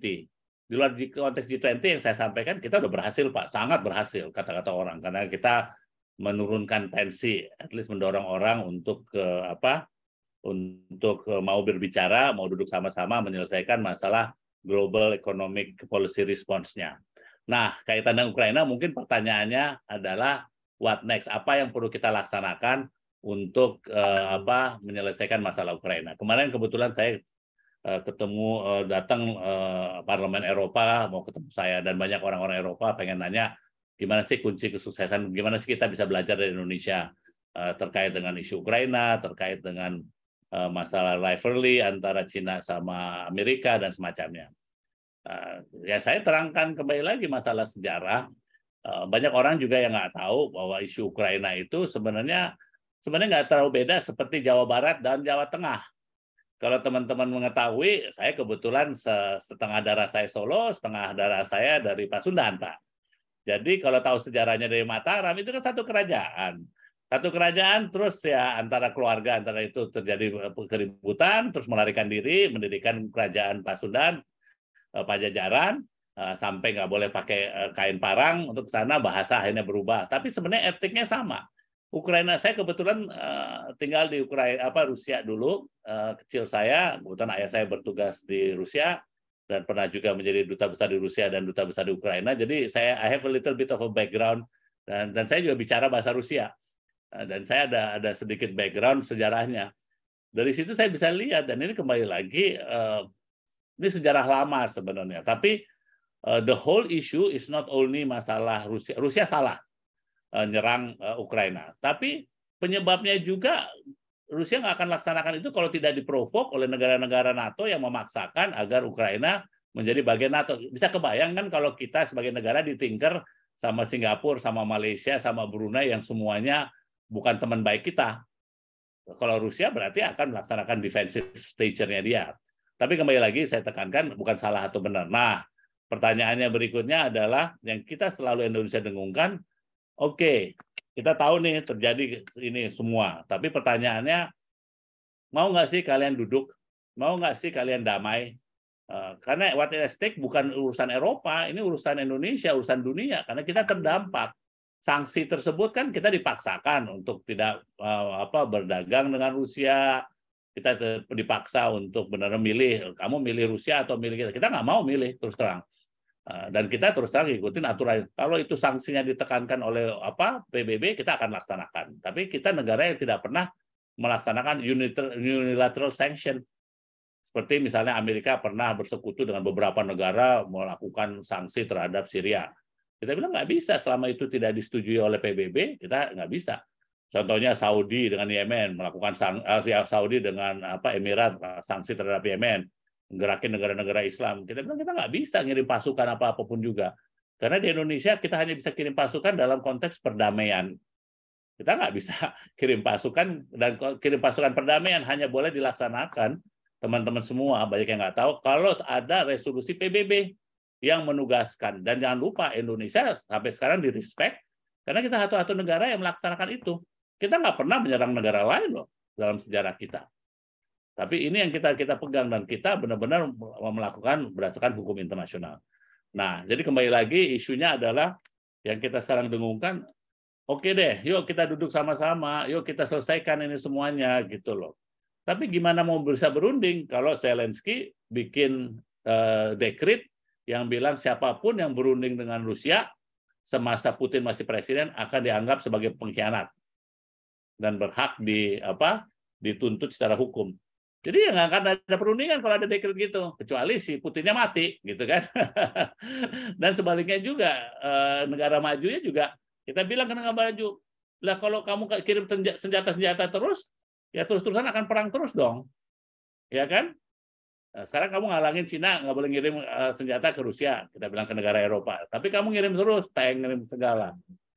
At the end of the day, ya yang mati kan orang Ukraina, bukan orang kamu, bukan orang Jerman, gitu.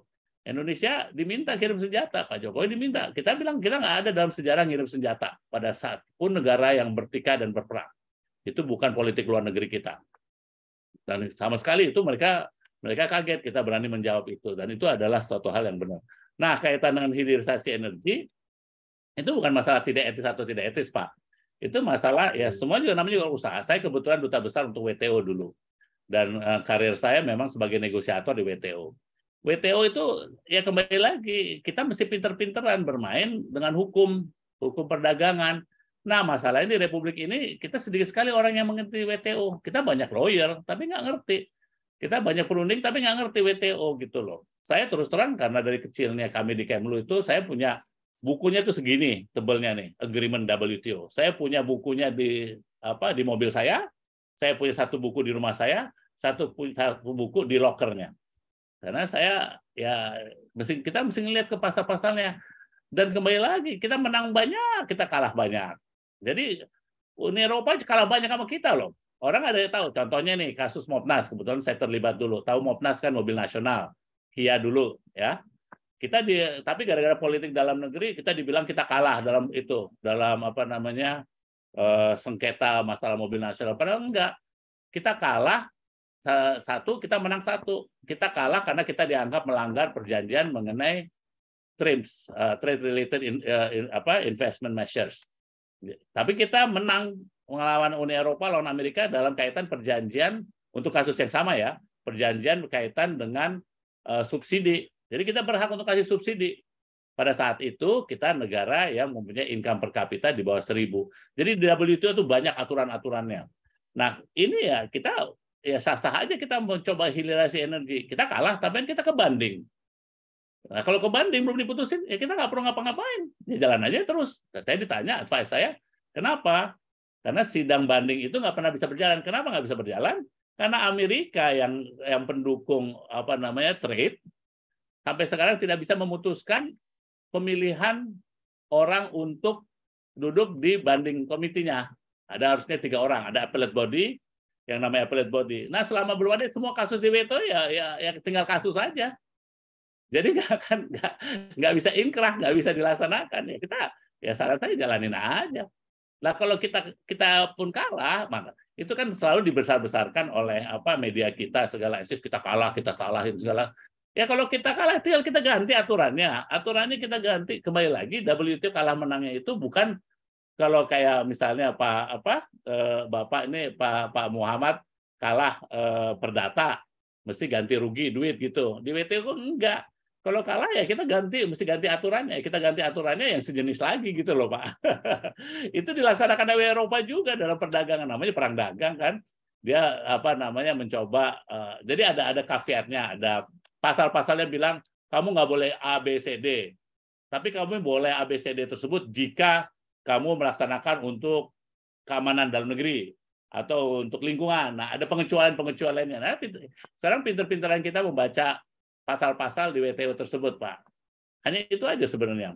Jadi sebenarnya it's not ya kembali lagi, it's not a big deal in the sense Ya kalau kita mau bikin jadi big deal ya big deal, kalau enggak gitu loh. Cuman ya kita kan kalau di Indonesia kan emang semuanya demen ini Pak, sosial media kita juga semakin seru, semakin seksi kalau bahasa Prancisnya tuh. Saya sangat terbuka nih Pak, terus terang kalau untuk ini. Cuman kembali lagi ya kita punya kewajiban apa yang terbaik untuk rakyat kita kan. As simple as that. Mungkin saya tahu menjawab atau enggak, Pak. Mungkin insya Allah menjawab. Ada moderator, ada lagi Pak Pradono ya? Siapa itu? Ya, karena waktu tinggal 15 menit, jadi ada satu pertanyaan lagi. Saya berikan kepada Mas Pradono Budi Saputro. Silahkan menyampaikan pertanyaannya langsung kepada Pak Dubes.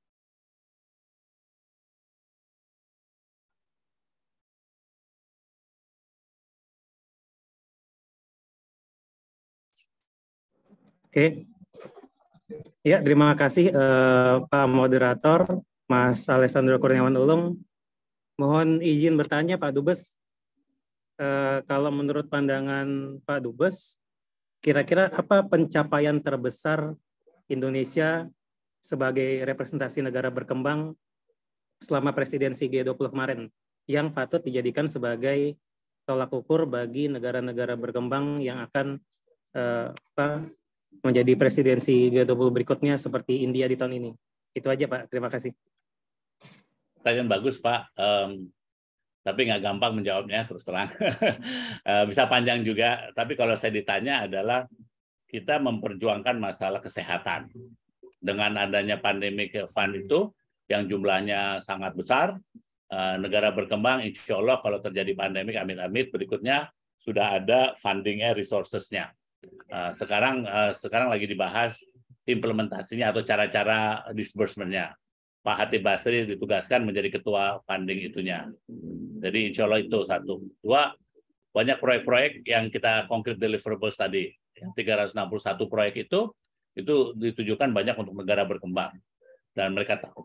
Ketiga, masalah hutang. Penghapusan hutang itu terjadi di beberapa negara Afrika yang sudah sekarat, Pak.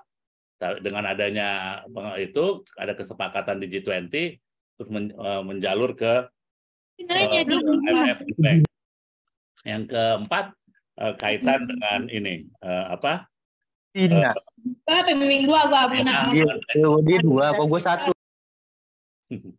Dengan Black Sea Grain Initiative itu alhamdulillah pupuk, kalau itu pupuk nggak keluar tuh Pak Pradono itu jelas-jelas sangat-sangat berbahaya dalam arti kata musim panen berikutnya akan terhalang, termasuk di Indonesia Pak, Brazil, Cairns Group ya, negara-negara pertanian yang tinggi itu, karena at the end of the day it's all about food ya.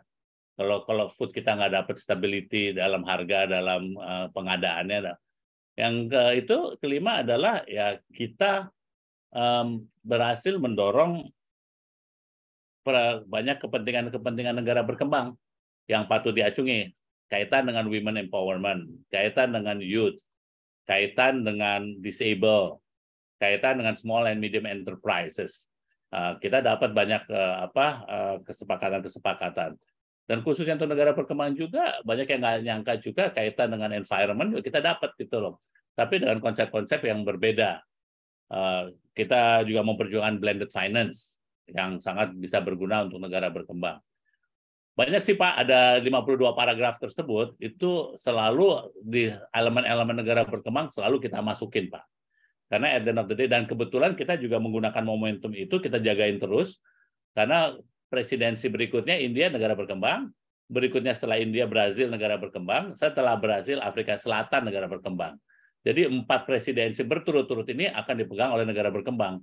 Oleh karenanya kita mengkonsolidasi yang namanya emerging market economies, yaitu negara-negara berkembang yang ada di G20, untuk sama-sama nih kita dorong agenda negara berkembang.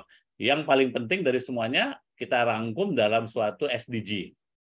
Pas waktu presidensi kita, tematik yang kita sampaikan adalah, ini gara-gara COVID, gara-gara perang, pendanaan untuk sustainable development itu, fundnya tuh SDG target, itu nggak kesampaian sama sekali. Kalau kita, Mas Pradono, we're okay, kita bilang. Saya bilang ke teman-teman negara maju, Indonesia nggak usah lu pikirin. Kita maaf aja Bapak Ibu sekalian, kita punya natural resources, kita punya young generation, kita produktif, target kita untuk menjadi negara 10 terbesar ekonomi dalam beberapa tahun ke depan, semua is on track. So we don't have any problem. Tapi our problem is kalau negara-negara berkembang yang lain tidak dipikirkan, ya akhirnya multiplier efeknya ke kalian juga. Sebagai contoh, saya bilang, kalau Afrika nggak dipertimbangkan, itu nanti pengungsi-pengungsi ya nyebrang. Mediterania masuk ke Italia, masuk ke Greek. Ya kita juga ngalami kalau negara-negara konflik, ya kita dapat pengungsi dari Rohingya, dari Afghanistan, dari mana, ke Aceh dan semacamnya. Karenanya kita sangat berkepentingan. So in short, negara berkembang semuanya, saya mendapatkan input juga dari teman-teman diplomat kita yang di New York, dia bilang semua negara berkembang appreciate presidensi Indonesia karena kita mikirin mereka. Sedangkan India katanya masih belum jelas apakah mikirin negara berkembang atau enggak. Memang dia kata-katanya Global South gitu ya, tapi faktanya dia memperjuangkan keanggotaan dia di Dewan Keamanan, dia memperjuangkan beberapa agendanya Prime Minister Modi. Kalau kita enggak, karena Pak Jokowi konsepnya ya kita G20 berkewajiban untuk membantu negara-negara berkembang yang bukan anggota G20. So I don't know whether I answered the question or not, tapi it's the fact from the leaders declaration dan it's the fact from the pandangan negara berkembang terhadap Indonesia so far. Kalau enggak, kita nggak akan, indikator yang paling gampang sederhana Mas Pradono, pas saya memperjuangkan keanggotaan kita sebagai anggota tidak tetap Dewan Keamanan, pas saya kampanye, saya tuh anggaran saya 0. Sedangkan Australia anggaran 30 juta, Sweden anggaran Swedia 8 juta. Tapi saya berhasil menang dalam satu ronde. Melawan Maldives. Berarti menunjukkan kembali lagi kepercayaan dunia dan negara berkembang terhadap Indonesia dibandingkan negara berkembang lain yang saingan kita. Indikator yang paling sederhana kalau saya ditanya apa pandangan negara berkembang terhadap Indonesia. It's a very simple answer sebenarnya. Kira-kira gitu Pak. I don't know. Semoga memuaskan jawabannya. Ya, terima kasih Pak Dubes. Terima kasih. Ini ada satu pertanyaan yang saya juga tergelitik ini, kalau boleh saya jawab cepat aja nih Mas moderator. Ya Pak, boleh Pak. Ayu. Bagaimana peran diplomat yang ditugaskan di negara-negara yang rentan konflik? Nah, ini mungkin seru untuk disampaikan ya. Makanya kadang-kadang kita ada istilah diplomat tuh kadang-kadang orang ngelihatnya cuma cocktail party, pesta-pesta, duduk di meja negosiasi, makan-makan enak. Padahal kembali lagi banyak diplomat yang berperan di negara-negara yang rentan konflik. Mulai dari zaman Bahla sampai sekarang, satu hal yang dibanggakan dari diplomat Indonesia dan dari Indonesia adalah kita di tengah tempat-tempat konflik, kita selalu berperan untuk menjadi beacon of hope di negara tersebut. Dalam arti kata yang kita perjuangkan adalah prinsip dan yang kita perjuangkan adalah saving human lives. Pas saya waktu jadi duta besar di PBB di Dewan Keamanan, tema yang saya usung adalah saving human lives. Kita masa bodoh itu life-nya itu dari siapapun, negara manapun, komunis kayak kapitalis kayak agamanya apa negara tersebut, tapi yang paling utama adalah kita sebagai penduduk dunia berkewajiban untuk menyelamatkan nyawa. Jadi sebagai contoh nih di Syria, ya Syria menjadi bancakan antara ada di situ Turki, ada negara Middle East, ada Amerika dan macam-macam. Ya tentunya dengan kepentingan beda-beda. Yang satu mendukung Assad, yang satu mendukung Bashir, yang satu mendukung Kurdistan, yang satu segalanya. Kita enggak. Yang kita belain adalah rakyat Syria. Dan ini kadang-kadang teman-teman juga kadang-kadang kalau lihat kita negara Islam, maksudnya negara Islam kompak segala, faktanya nggak kompak. Contohnya Yemen adalah Islam Sunni, tapi selalu terjadi konflik antara Saudi dengan Saudi dengan teman-temannya Emirates dan semacamnya menghadapi Iran sama-sama Islam juga terhadap Yemen. Nah, Indonesia selalu di tengah, dalam arti kata kita menyampaikan yang kita perlu amankan adalah anak-anak dan ibu-ibu di Yemen. Terserah dia Sunni atau Syiah atau apapun juga, ya kalau nyawa adalah nyawa. Nah, ini yang membedakan kita. Nah, ini tergambarkan juga pas waktu diplomat-diplomat kita yang juga ditugaskan di tempat-tempat tersebut. Jadi diplomat kita di Saudi di-appreciate, dihormati oleh pemerintah Saudi karena pandangannya diplomat kita yang di tempat rentan misalnya di Syria atau di Afghanistan juga aman-aman aja. Afghanistan, Bu Menlu sangat keras mengkritik pemerintah Taliban yang tidak mendukung wanita. Wanita tercampakkan, terpinggirkan, ya kita belak-belakan. Tapi Taliban pun masih respect sama kita. Karena kita tidak pernah dalam diplomasi kita menunjukkan keberpihakan dan kita tidak punya agenda. Kita tidak bermain politik, yang kita coba selamatkan adalah wanita-wanita di Afghanistan. Dan diplomat-diplomat kita yang ditugaskan di negara-negara yang rentan ya memang kita sama seperti tentara. Bedanya kita pakai jas, kita nggak pakai seragam, tapi ya di berbagai tempat kita kehidupannya saya bisa panjang menceritakan terus terang, tapi ya saya bangga dengan teman-teman diplomat kita yang muda-muda dan ini tidak membedakan loh wanita atau pria. Yang saya cerita tadi, kita ada diplomat wanita kita yang gagah berani di tempat konflik. Dan jangan lupa, konflik itu belum berarti kita nggak bagian dari konflik. Sebagai contoh, pada saat terjadi keributan di Lebanon, di mana itu orang Filipina, orang negara ASEAN lari ke kedutaan kita. Dan tugas diplomat kita juga untuk menyelamatkan mereka, karena kita sebagai negara ASEAN ada perjanjian kalau terjadi konflik dan mereka tidak punya embassy, tidak punya kedutaan, ya kita menampung. Diplomat kita menyelamatkan banyak orang, contohnya pas waktu terjadi demonstrasi Mubarak jatuh, terus mahasiswa kita mesti kita ungsikan dari Kairo. Mengungsikan mahasiswa kemarin di Wuhan, itu setengah mati loh. Bayangin kita perintahkan diplomat kita dari Beijing ke tempat yang COVID-nya gawat, pada saat itu banyak orang mati, gimana caranya kamu mesti menyelamatkan mahasiswa-mahasiswa kita, tarik mereka keluar, pakai kapal terbang, pokoknya satu nyawa orang Indonesia harganya mahal untuk kita. Jadi apapun yang kita kerjakan ya memang, dan jangan lupa teman-teman, saya kehilangan cukup banyak anak buah. Pas waktu COVID, saya kehilangan anak buah saya meninggal dalam tugas di India. 35 diplomat kena, di Afghanistan juga kena COVID juga, pas lagi perang ada COVID segala. Kita kehilangan seorang diplomat di Kyrgyzstan yang tidak ada kedutaannya, istrinya lagi sakit keras di Jakarta. Banyak cita-cita itu yang tidak ada di press, yang tidak ada di tempat-tempat lain. Tapi itu kita laksanakan demi merah putih.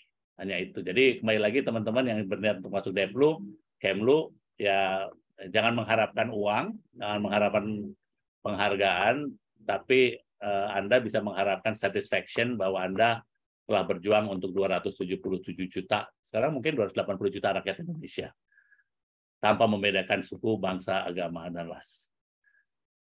Kira-kira gitu. Saya bisa panjang nih, Mbak Widi. Mau nanya lagi? Mbak Widi mana ya? Oh, itu Widya. Bagaimana, Mbak Widya? Silakan, kalau mau nanya apa. Saya open, mau nanya apapun juga. Asal jangan minta duit, gue jawab. Terjawab banyak atas jawabannya. Mbak Widya mau masuk Deplu? Mau masuk Kemlu?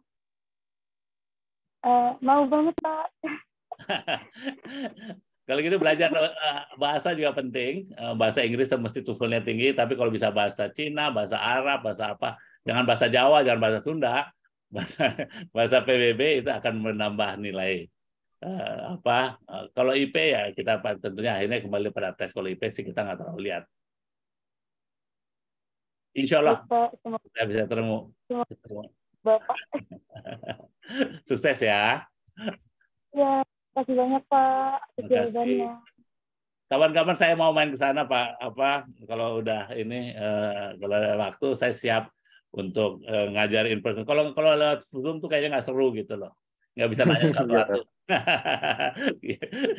Monggo Pak Moderator. Apa lagi? Ada yang bisa kita ini?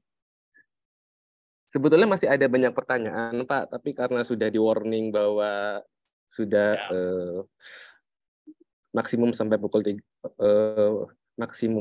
3 sore. Jadi pertanyaan Mbak Widya adalah pertanyaan yang terakhir. Jadi saya mohon maaf ke teman-teman semua yang pertanyaannya belum bisa disampaikan ke Pak Dubes. Saya mohon maaf. Jadi terima kasih Pak Dubes atas penyampaian materinya. ada beberapa poin yang saya catat selama jalannya kuliah tamu ini, yaitu tentang positioning Indonesia dalam forum G20, yaitu yang pertama, yaitu Indonesia memperjuangkan kepentingan nasional pada kancah global. Indonesia memposisikan diri sebagai representasi negara berkembang dalam membangun sistem perekonomian global yang adil, terbuka, dan berkelanjutan.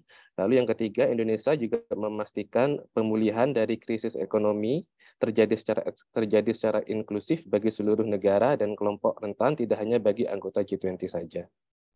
Lalu G20 ini penting bagi Indonesia, ada dua manfaat jangka pendeknya, yaitu menyerap tenaga kerja, yang kedua yaitu meningkatkan PDB nasional. Sedangkan benefit untuk jangka panjang dan jangka menengah yaitu memajukan pariwisata nasional, memulihkan ekonomi, menampilkan kemajuan pembangunan Indonesia, baik itu pembangunan infrastruktur, konektivitas, dan juga peningkatan investasi asing. Yang ketiga yaitu menarik investasi asing sebanyak mungkin untuk pembangunan ekonomi hijau di Indonesia, serta menampilkan kemajuan program vaksinasi Indonesia dan meningkatkan kepercayaan dunia atas penanganan pandemi yang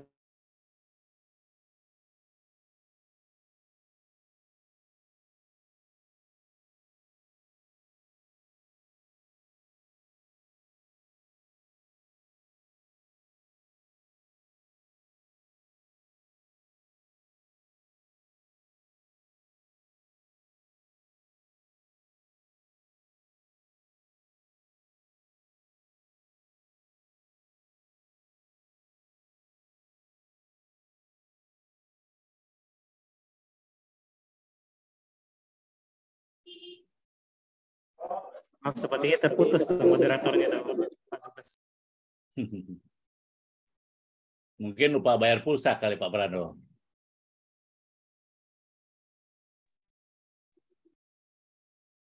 Terputus Pak moderator? ya sudah. Lalu yang terakhir yaitu peran Indonesia. Yaitu Indonesia akan menyukseskan presidensi G20 di India, dan Indonesia akan memastikan implementasi komitmen G20 Bali Leaders Declaration, terutama concrete deliverables. Dan yang terakhir, Indonesia akan menjaga agar G20 tetap relevan dengan semakin banyaknya tantangan global saat ini.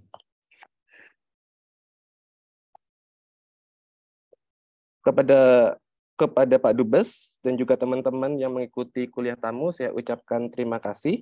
Saya undur diri. Wabillahi taufiq wal hidayah. Wassalamualaikum warahmatullahi wabarakatuh. Waalaikumsalam warahmatullahi wabarakatuh. Terima kasih Pak Moderator, Pak Dekan, Bapak-Bapak dosen dan teman-teman. Semoga bermanfaat. Saya mencoba Pak Dekan se-open mungkin dengan memberi case study G20 supaya teman-teman mahasiswa dapat gambaran bahwa HE is important dan dapat diimplementasikan dan dibumikan. Kira-kira gitu, saya juga undur diri. Assalamualaikum warahmatullahi wabarakatuh. Assalamualaikum warahmatullahi wabarakatuh. Bapak, mohon maaf, mungkin sebelumnya kita bisa foto bersama terlebih dahulu, Pak. Ya. Silakan MC bisa dipandu. Oke, baik. Dokumentasi akan saya pimpin dalam hitungan ketiga ya. Oke, peserta dipersilakan untuk menyalakan kamera. Sepertinya suara hilang ya. Mohon izin saya yang pandu mungkin Pak ya, foto bersamanya. Oke, untuk slide yang pertama, sebelumnya mohon izin kepada para peserta untuk mohon izin ya pada para peserta untuk menyalakan kamera terlebih dahulu. Akan kita ambil slide pertama ya. Oke, semua 1, 2, 3. Oke, berikutnya ada 4 ya. Oke, sekali lagi ya. 1, 2, 3. Sepertinya masih banyak yang belum nyala ya kameranya. Oke. Oke, berikutnya. Oke, 1, 2, 3. Oke, lagi. Berikutnya. Oke, 1, 2, 3. Oke, terakhir ya, 1, 2, 3. Ya, terima kasih. Saya kembalikan kepada MC, silakan. Demikianlah acara kuliah umum pada siang hari ini. Terima kasih kepada para peserta kuliah umum yang telah berpartisipasi dalam acara ini. Suaranya nggak Saya terdengar. mewakili seluruh Putus panitia. sepertinya. Terdengar, Mas? Terdengar kok. Saya mewakili seluruh panitia memohon maaf apabila terdapat kesalahan dalam penyampaian kata dan pelaksanaan acara.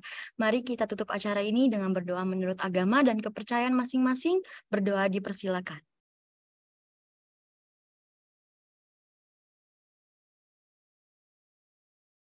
Berdoa selesai.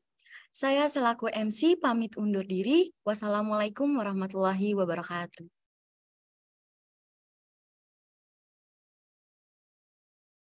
Waalaikumsalam warahmatullahi wabarakatuh. Saya pamit ya Bapak Ibu sekalian. Terima kasih sekali lagi.